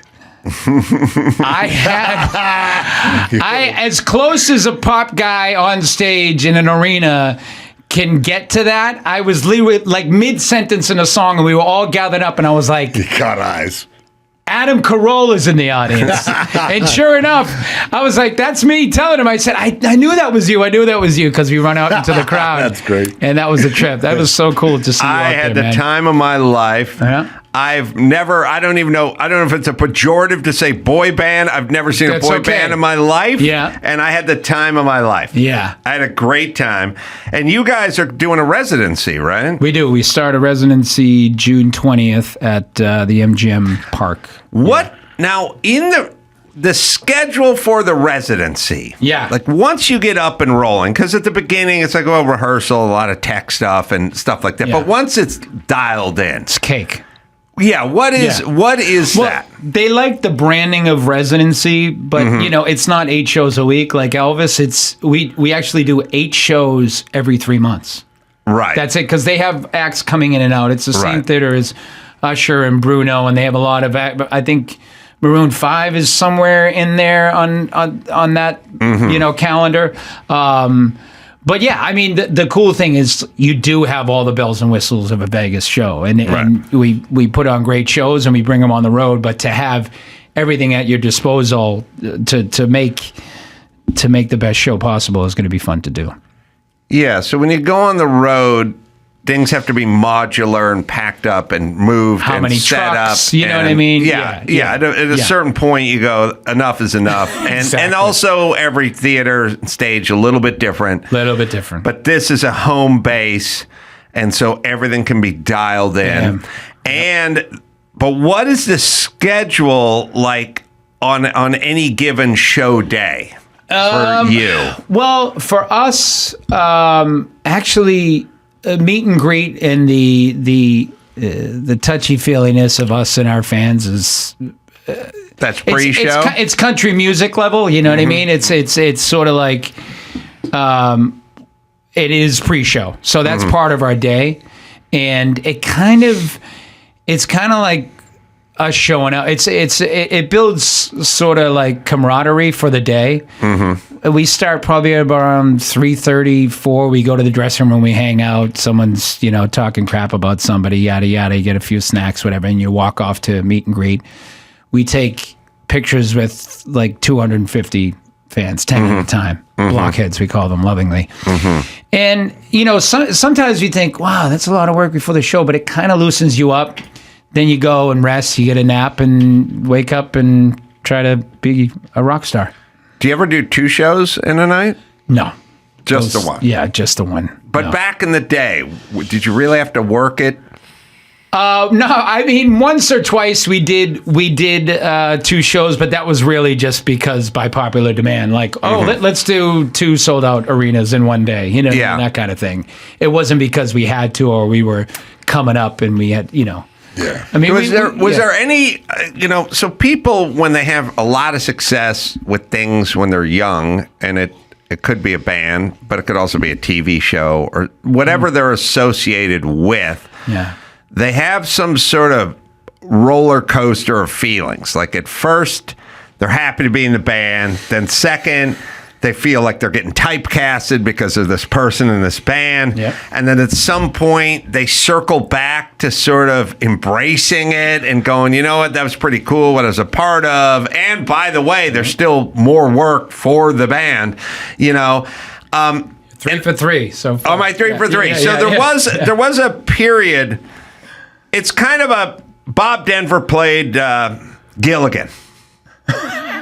Bob Denver was a big star because he was Gilligan from Gilligan's Island. And then he got done with it, and he said, I'm a comedic actor. And everyone's like, no, you're Gilligan. And he's like, no, screw that. I'm a comedic actor. And then he didn't get a lot of work, and then at some point he put the hat back and the shirt back on, and he went to the boat show, and he took pictures with people, and he got paid, and he went, not too shabby. So, whereas opposed to Jimmy Walker never thought that. Jimmy Walker was Jimmy Walker forever. He never said, I'm not going to, He was always Jimmy J.J. Walker. So for you, was there a journey there? Or not, or others in the band? I mean, there was always a great pride in ourselves and in each other. So there was never that. I think when you become the biggest boy band in the world or the biggest pop group in the world, especially at that time, now even though there's a lot of haters out there, it was like these kids don't know how it really feels, because it was like you really had to dodge some bullets back then. But my point is, I think nowadays, you love Britney for Britney, and you love Oasis for Oasis, and you love Taylor for Taylor. It's a little looser around the critics and stuff. Do you also feel that people have generally relaxed a little bit in terms of when, okay, you didn't used to be able to be a movie actor and do a TV show. Because people laughed at you if you did a TV show. And you certainly couldn't do a commercial. I mean, you had to go to Japan to do a commercial to get paid because you couldn't be seen doing a commercial here because it would ruin your career. Now everyone is all over the place doing anything they want, and there's really no more judgment or who cares. Absolutely. And I feel in a weird way, you know, when Elvis first went to Vegas, everyone went, he's selling out. Why is he in Vegas? He shouldn't be in Vegas. And then anyone who went to Vegas, comedians, bands, they got shit. Yeah. It's a sellout. You know, okay, this is where you go to end your career. Yeah. Now Vegas is cool. Everyone does a residency. Comedians do it. Bands do it. We're just in some weird judgment-free zone. God forbid. No, it's... And it seems good. Yeah, I think they gave up the fight. I mean, it is kind of... But you could say maybe we just grew up. You know, because it used to be the cool kids that were holding down the fort of integrity, and you can't do this, and this is the way to do it. But then suddenly, maybe it's just getting older, maybe it's growing up, maybe it's evolving a little bit. I think there's some of that. But, you know, yes, there was a roller coaster. I mean, obviously, you know, times changed. Back then you had waves of music. Grunge came along. You know, pop music was, What was the best year for the band? Like, what was the height of the pinnacle year? 89, 90, 91 were, you know. Right. So pretty before grunge started to trickle in, because like Nirvana was like 98, 92.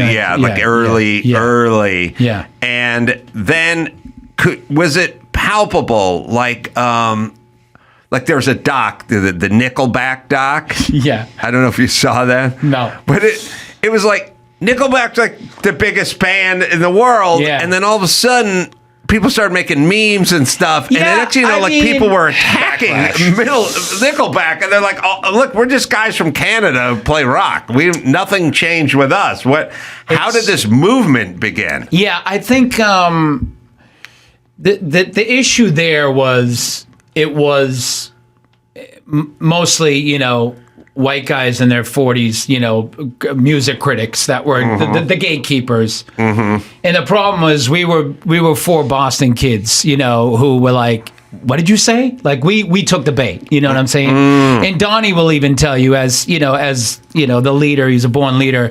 I think he took the bait the most with that stuff. So he would engage with it, and then it would become more of a thing, you know, energy wise. But I think our fans were young. We all had to grow up and move on and you know, sort of live life, you know, a little bit more normally. So that was part of the trajectory. But, you know, in the meantime, luckily we've all been able to do other things outside the group and grow and give other things a shot. What kind of things did you do? Well, TV. A couple of movies. I'm a theater kid, so Broadway, music, my own music. Is everyone in the group like same guys? Actor? Yeah. Are they like? Was everyone? Because you guys were kids. You guys were kids when this all started. So everybody was theater oriented. No. It was for a while. It was mostly music, and Donnie. You know, eventually, I mean, obviously, his resume speaks for itself. But Donnie and I are mostly the actors. You know, he's been on Blue Bloods for 14 seasons. And I don't know how you guys all started. Like, I don't know I don't know the story of it. Like, what happened? Like, how was the genesis of the group? Well, Donnie basically met this guy, Maury Starr, who started a band, produced New Edition's first album. Oh, I see. And New Edition, I do know this, actually. We're from Boston, our hometown, and they were like our heroes. So that was sort of the calling card when each of us got a call, and there was only about 8 of us total because it wasn't really a thing. They had Donnie went and found kids he grew up with and said, you want to give this idea a shot? And the calling card that, you know, Maurice had produced New Edition was enough to get everybody in the room. And the rest is kind of lightning in a bottle. You know what I mean? Yeah.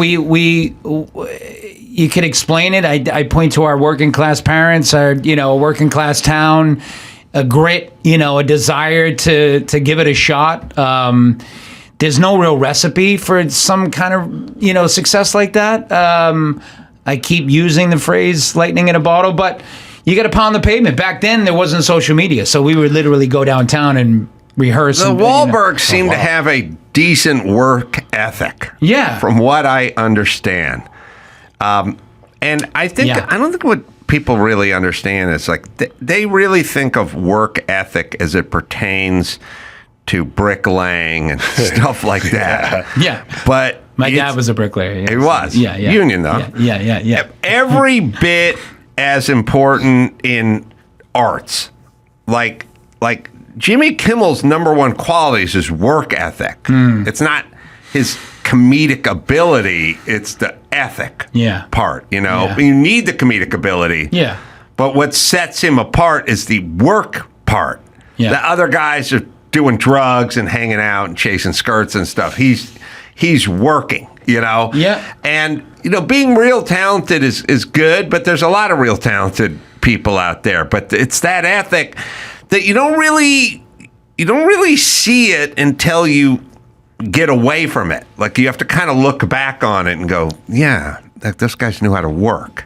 Everyone was into working. We did. I mean, we were half kidding, but you know, we used to call ourselves the 5 hardest working kids in show business, and we did. I mean, it's you know, again, to talk about it blow by blow, it really, the more you get away, it's like lightning in a bottle. But I go back to our parents, working class, came from nothing, you know, had that spirit, almost maybe not the greatest generation, but the generation after the greatest generation.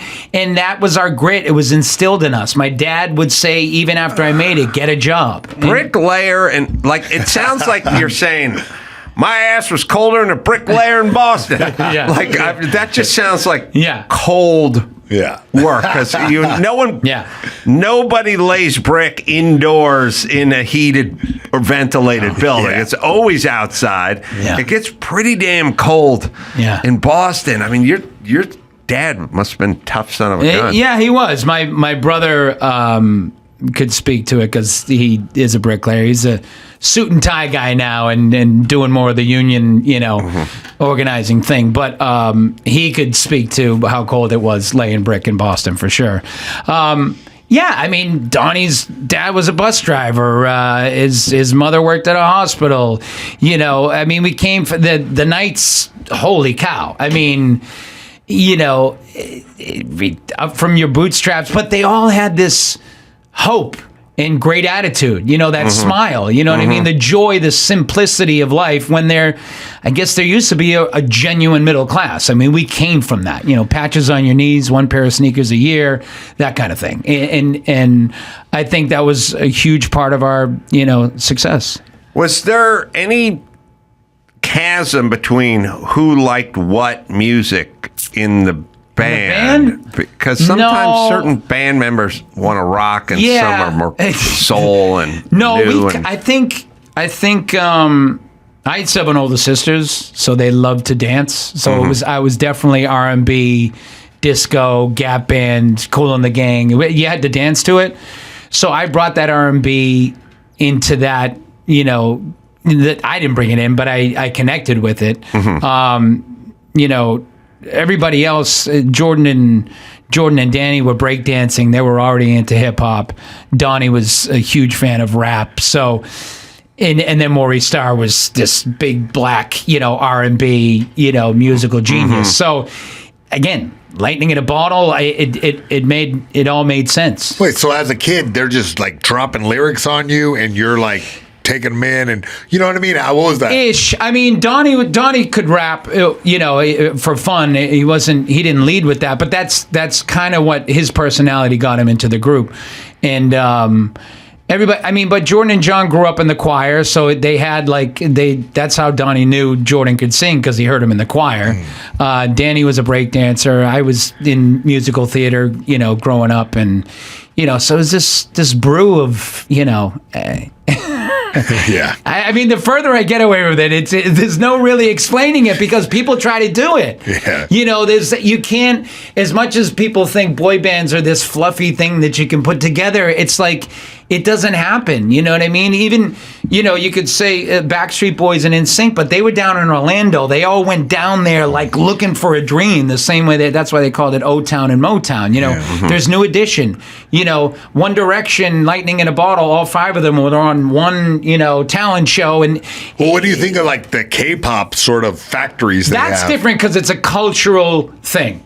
It's a cultural thing. That I can't explain because that's its own lightning in a bottle. You know what I mean? Yes, it's a different vibe. You couldn't do that in America, but that is an interesting thing. There's a different work ethic. There's a different get in line kind of you can have 13 guys in a group, you know? That's got a little more menudo to it. Yeah, a little bit. It seems. K-pop. I don't know if they replace the members, but maybe. Super Bowl halftime show, 1991. You were so 91. young. Yeah, we were little pipsqueaks. Were you 18 or something? What? I was, I guess I was 18 then. I just turned 18. Yeah. Yeah. Pretty amazing. Oh, just turned the halftime show. It just turned an 18. Yeah, I guess suddenly we realized that we were the first band to be on the halftime show. And it was sort of starting to become we were teenagers, but we were our fans were so young. So I just remember it was us and Disney. So it was us and Mickey Mouse. And we were sort of you know what I mean? But, we made it work. But was that the Bills? Were the Bills playing? The Bills, yeah. Let me guess, they Not lost. the one who slapped the ball out of his hand. The wide right didn't go over my head, but the winning one from the Giants field goal went right over my head because I was on the sidelines and I was right. Wow. Wow. Yeah. Yeah, the wide right, which is tough. It was 47 yards. It was an outdoor was it stadium. That long? I think it was 40.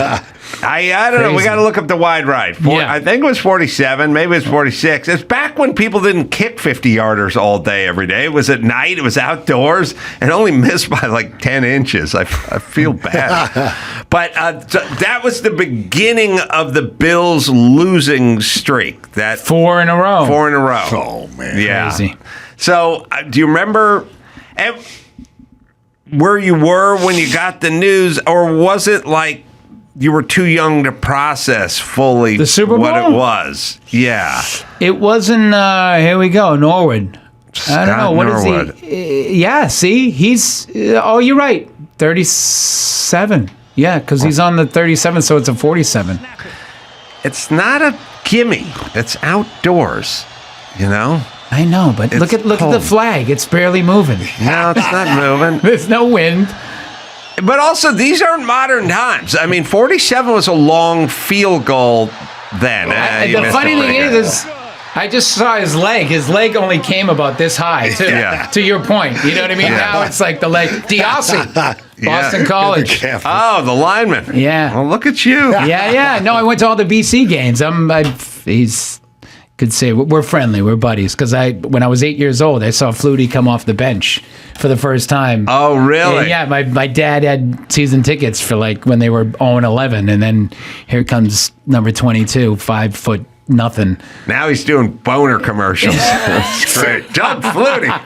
Yeah, right. She'll like it too, fellas. I like any commercial where she'll appreciate you. Like it. There's a lot of that with Frank Thomas, the Big Hurt. Yeah, the Big Hurt. So I guess when you're from Boston, it's Boston, right? Like I'm from the Valley, and it's kind of no one cares, no one knows. I no one knows stuff Flutie. I didn't know how much I wore it on my sleeve until I had my first son, and he out the womb he was a massive Boston sports fan. Really? By 3 years old, he was crying when the Bruins lost. It was crazy. It was I guess I'm a fan, you know. But, yeah. Well, there's so when you're from LA, you're just here, and everyone who's here is from somewhere else. Yeah. So you already have a kind of weird dynamic. It's a watered down vibe.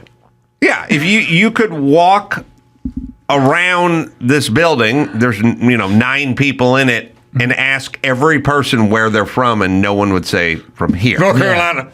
So there you go. No one is from here. Yeah. So already you're in your weird jumping off point in terms of fandom and support and teams and heroes and stuff like that, because these people are not they didn't grow up with you, and they're from somewhere else. The other thing you do is you can kind of start understanding other people. Like Boston guys are different than Pittsburgh guys and Midwest guys and so on and so forth. But it is an interesting experience. And I don't know if it's good to grow up real communally. Like let's put it this way. I went to North Hollywood High. the Rams went to the Super Bowl when I was like in the 10th grade. Yeah. Most of the kids in my high school liked the Steelers over the Rams. They really did. Oh, and really? I thought, this is so weird because we're right in the middle of L.A. and the L.A. Rams, and you watch that Super Bowl, there are more Steeler fans at the Rose Bowl. Yeah. At the Rose Bowl than Rams fans, which you would never see that anywhere else. You know, there were Steelers bars and Patriots bars, Cleveland Brown. What city has 100 different teams bars? Yeah. And there's no Rams bar. That's a weird place. So you just kind of grow up going, all right, I got to figure my own stuff out because we're not really part of this whole world. But in some ways it's good because you don't get caught up in it and it doesn't become your life.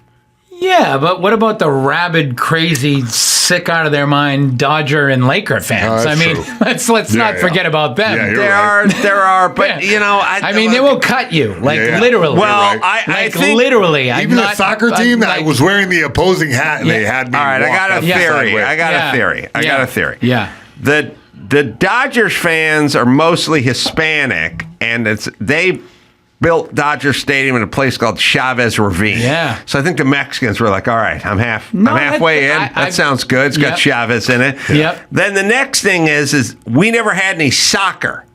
So if you say to any Latin guys, what do you like? They go, soccer. Mm-hmm. Then you go, what do you like next? Baseball. Yeah. Okay, well, we don't have soccer, so baseball. Yes. So they all went to Dodger Stadium. Yes. Because they're not American football guys. Yeah. And they're not NBA guys. They like baseball, but first they like soccer. But if you give them no soccer, they're going baseball. And they're going to Chavez Ravine. And so it's that's more what potent. The reaction is more, Yes, and then here comes Fernando Valenzuela. Yeah. And now they're all in. And that's what happened with the Dodgers. Doyers, right? They say Doyers. Yeah, Doyers. they're Doyers, and they sit in the bleachers. And you know, if you're a Giants fan, you get a little lippy in the parking lot. There could be an issue. Yeah, wear a helmet. Wear a helmet. Yeah. Yes, but listen, at a certain point, just kidding. I'm not. No one should be on the losing end of violence at a stadium, but like, I would not wear my blue sweat jacket into blood area. Right. And I would not wear my red sweat jacket into crip area. And people will go, if I did, they go, well, that's kind of on Adam. He should have worn his gray sweatshirt. And I feel that way. Like, don't go to the cheap seats at the Dodger Stadium in your Giants jersey. You should have the right to wear it. Yeah. I get it. And I should have the right to wear my blue jersey into the blood area, but I wore a Dewey Evans Red Sox jersey to Yankee Stadium. Really? You know what? I'm gonna wear it. It wasn't that bad, but would I do it again? Probably not. It's not worth it. I know, because at the end of the day, you just want to have a beer and a dog and enjoy yourself. You don't want to get called out or think you're going to get kicked as you're standing in the urinal. Yes. Did you go to? Well, now, Gillette was kind of a little out of town for you, right? No, I mean, you went where the Patriots were. Foxborough. How was it a drive, though? It was, I don't know, a half an hour or so. Oh, wasn't that too far out? Another claim to fame, my calling card would be like, do you have a national anthem singer? Oh. So I sang the national anthem at the Snow Bowl. When the tuck rule and the whole Raiders. It was epic. It was epic. Oh my God, epic. So I sang it. I sang the national anthem, and then we were up in the box that was at the end of the stadium. This was before they did the whole Gillette over. So you sung on the tuck rule game, which was really the beginning of the dynasty for the Patriots. Exactly. It's all because of me. Mm-hmm. And so we're up in the box, and my dad's up there, and my brother's up there, and true to form, my brother's like, dude, we got to go down there. It was never enough for my brother, and tell him that. Right. We got to go down there. So we walk down there. We go down to the gate, to the sideline. And I don't know what we're hemming and hawing. We don't have the right credentials or whatever, but it's 2001. I'm a hometown kid, saying the national, whatever. Yeah, go ahead. For the whole second half, we're on the Raiders sideline. Wow. There's about this much snow. It's quiet. When it snows and everything's quiet and it's surreal. We just walk by, and those guys are huge. You know what I mean? So we're like walking back, forth. The the tying field goal, I swear to God, was this high. The 8 ball feet high. never got higher than maybe 10 feet the whole way. And then when they wanted an overtime, I was at the back pylon for that to go over. And then I still want the footage. I want the bird's eye footage because game's over. Dude's doing a snow angel. I walked from here to about the hash line on the 10-yard line. There's a big opening.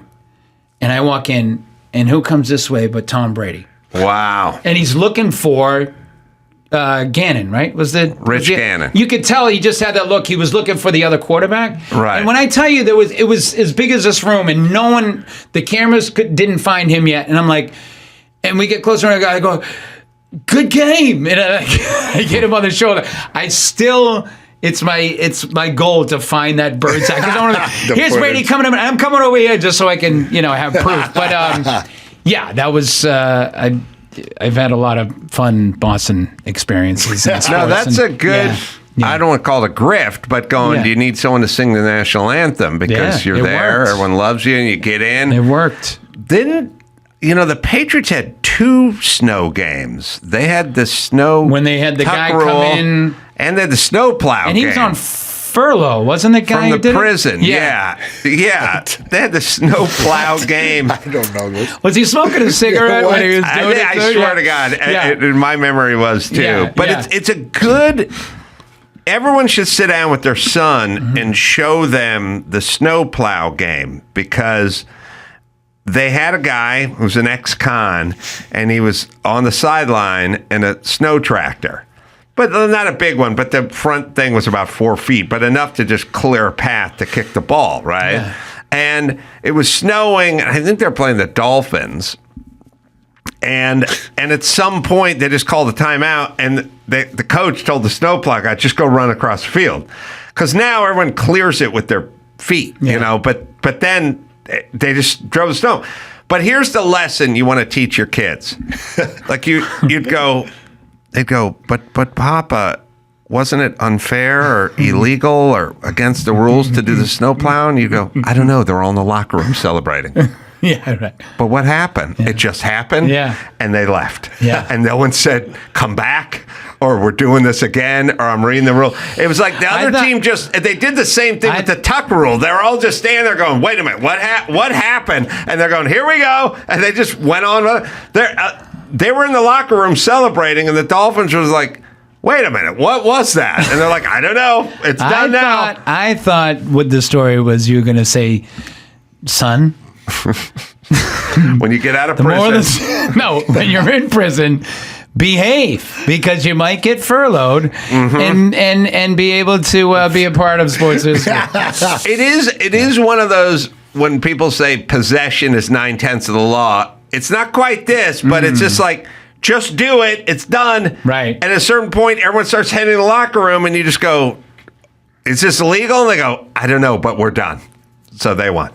And that's how it goes. Yeah, we have the snowplow guy who almost instinctively knows where to go. He did like a semicircle, right? He did a crescent move. We used to say that in the joint. Let's take back. Do you have it right here yet? Yeah, we'll have it. Smoking? We'll put it on the screen. Is he smoking? I want to say, how much? 50-50? I hope he's smoking. I hope he's smoking. What I want to say. Golly. All right, let's see. Let him have a cigarette. Please let him have a cigarette. That kind of thing should not occur as a result of somebody putting a snowplow run by the most unsportsmanlike act that I've ever been around. Oh, that's hilarious. There's Grogan. I didn't know there was such drama around it. Called on an unexpected source to set the wheels in motion for victory. Snowplow driver Mark Henderson, a convicted burglar employed at the stadium on a weekend work furlough program, rode to the rescue and cleared a small area that enabled the Patriots. But he hit it perfectly. He didn't double back. He didn't do anything. The snowplow's only 3 foot wide. Precise. The field is obscured, so he doesn't know where the hash is or what 7 yards back is, but he did it right to the cleared area. Oh, my God. And a 45-yard field goal sealed the game.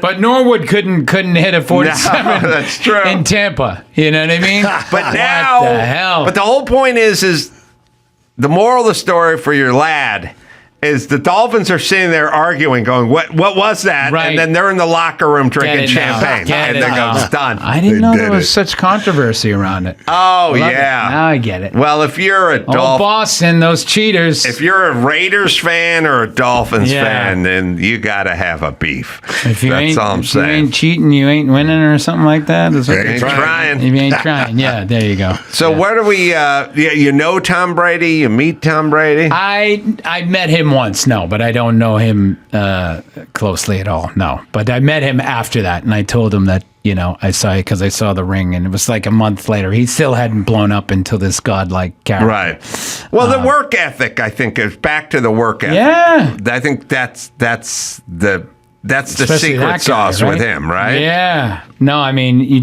I'm just thinking of that Michigan picture, right, of him in the shorts. You know what I mean? And he looks like a 12-year-old. Right. Yeah, it's spectacular what he did and what we got to watch for freaking 20 years. I mean, we're so goddamn lucky.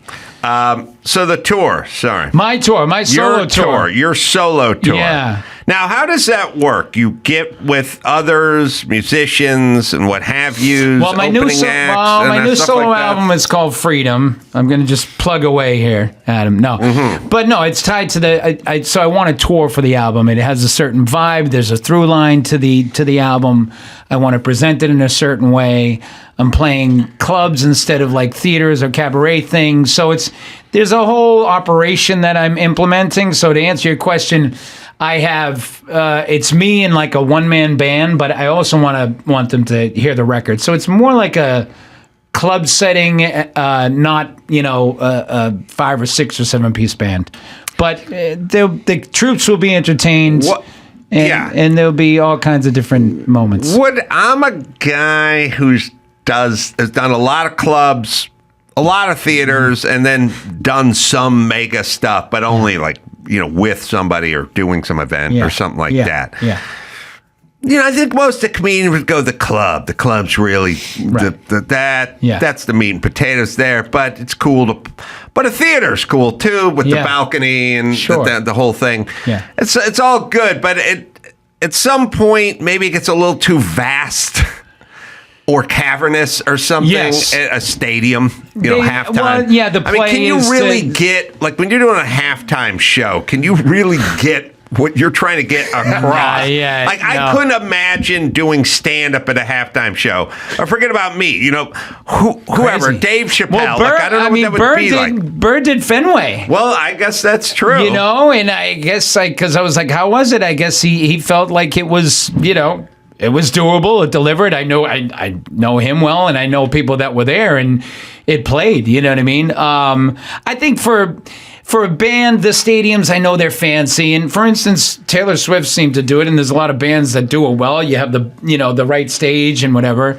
We play arenas. New Kids play arenas, and we're able to make it somehow intimate by having a B stage and going into the crowd. My solo stuff is not on that scale, but I'm going a little bit bigger in the venue because I want that sort of like plot. I want that space to build the show that I want to build and not just go into whatever, the club has or the theater has. I guess the ultimate answer would be that wasn't. I didn't cover it. That was fine. It was a 5. I'm sorry. No, I'm sorry. As I think about it, no, that was good. Informative. No. I guess the answer is if you said to Bill Burr or whomever, any band, or Elton John, what if I could give you the Shea Stadium money, but you played at the Improv? Yeah. Would you? And some people might go, no, I like that. But most people probably go, I'd rather do the set at the club, but hey, I'd like to also get paid. I don't want to tempt fate, and I don't want to tempt the universe because I'm open to the big things. But yes, I love the intimate stuff. I think you got to feed off of that, but it's also pretty epic to play Fenway Park, which the New Kids have been able to do a few times. What's Broadway like? Because that's pretty epic. That's fantastic. I mean, you got to want to do a show 8 times a week, and I do. Work, right? It's a grind, but like getting another crack at it, you would think, don't you get sick of it? It's like, no, you get another crack at it. It's almost like baseball. It's like, people don't go, you got to hit 4 times a game. It's like, no, you get another crack at it. And it's live, there's not a lot of phones. You can't manufacture it. It's in the moment. Unfortunately, like everything else, I don't know how people afford the tickets and how it's going to survive. I heard tickets were like $875. Well, it's crazy. And then, I'm a union guy. I want people to make money. And then the unions, like off Broadway they're striking. And then the producers are like, well, we're not going to survive. It's all cuckoo. But that being said, there's nothing like theater. There's nothing like it. I remember Bill Burr's on in Broadway right now. Oh, he is? Yeah. What's he doing? He's doing Glenn Ross. Oh, wow. Yeah. We have a running joke. I invited him to. He came to. We're both Boston guys, so he came to my house for New Year's Eve a couple of years ago, which is lovely. He and his wife Nina, and then he said he was going to come this year, and then he blew me off. Now he called me and told me he was blowing me off. So now we have a running joke. I just called him. I said, "You're dead to me, Bill. You're fucking dead to me." So now he calls back. It's a running chorus thing. I think he's a real good actor. I could definitely see him. We were in the role. Heat together. That's how we met. Yeah, that's how we met. We played brothers, actually. The cost of the Broadway, even years ago, 15 years ago, I was going to go see David Allen Greer do a Mammoth play there. So I invited a friend of mine who's a writer, John, and I said, he lives in New York. I go, you want to meet me and we'll go to this play together? And he said, yeah, I'll go. And so I said to David, it was a Mammoth play with like 3 people in it only. David was one of the guys. I said, okay, well, give me a couple tickets. I'll come by and see you. And I get to the box office, like, well, here's 1 ticket. And I go, but 2 tickets, right? And they go, no, we just the one is what we give away. And I was like, oh, okay. Well, I'll take 1 ticket. It's like, that'll be $183. And I'm like, I didn't need to invite the other guy, but now I'm buying him. I'm not going to have... Because that comes out of David's paycheck. That's the thing. There's no freebies on Broadway. Yeah, but that's the thing. We did go to the weird speakeasy thing after the show that you may or may not know about. There's on a side street somewhere, there's like a speakeasy for the Broadway actors where you walk up a little brownstone and you special knock on the door and you fancy. You go into a place and there's no signage and there's no nothing. It's just whoever was performing that night's having a martini. Any glory holes? Oh yeah. Dance. That's why we went. Yeah. So when are you thinking about? Or how's Broadway work? Like, do they get hold of you? No, I have an agent. I have a Broadway agent, Christopher Frere. Shout out to Christopher. I originated a role off Broadway in a show called Drag the Musical this fall, actually. And I'm a theater kid. I'm doing more and more of it, and there's nothing like it. Creating a role and being from ground zero. But like anything else, it's all very balanced, and then you got to do it 8 shows a week, and it's a vocation. There's not a lot of money in theater, even for the big names. And it's as for show business, it's as much of a job as you're gonna have. I mean, I don't know. Tell me where your head's at, but I had a thought, which was somebody was online and they're trolling me yesterday, and they said that I've never had a real job in my life. And then so I wrote back, well, I used to clean carpet, and then I was a carpenter, and then I was a boxing instructor. So I've had those are real carpet cleaning, boxing coach, and then carpenter. Those are real jobs. And then if you count all the different job sites I worked on, that's like 200 real jobs. I was giving them these like real jobs, and then I thought to myself, wait a minute, I travel around and do sometimes 3 shows a night, and I go to these little clubs and then come back, the next day and then go to the airport and stuff. Like, I have a real job. Like, stand-up is a job. Writing a book is a job. Yeah. Like I was running away from show business and running toward carpet cleaning to prove that I was salt of the earth. But I realized, like, I work weekends, I work nights. I have to memorize stuff and travel places. The minute you think it's a job. easy, and the minute you think it isn't or it's easy is the minute you're off the air, basically. Yeah, I mean, that's Broadway's a job. Oh, gosh, golly. Yeah, no, for sure. I mean, yeah, it is. You're grateful for it. It's not digging ditches, there is a grind, to it, but you got to love it. I do, and it's just something that I think I'll always do. Would you be good if your kid wanted to go into show business? My oldest, there's no way around it. Yeah, he's Really? a very talented, plays, sings, dances, the whole thing. So but his path is his path, as much as I have a lot of experience, it's, Do you want to hear your experience? Exactly. The credits don't transfer, is what I say. You know what I mean? They just, I'm still his dad. And so, it's my job to help him when he needs my help and give my opinion, but also know that, like, it's in one ear and out the other, like any son, like any kid. That's just the way it is, Yeah. How old is he? 17. So Yeah. he's like a regular white Ben Vereen, huh? He could hang with Ben Vereen. He's that good, actually. Yeah. Yeah, I don't know.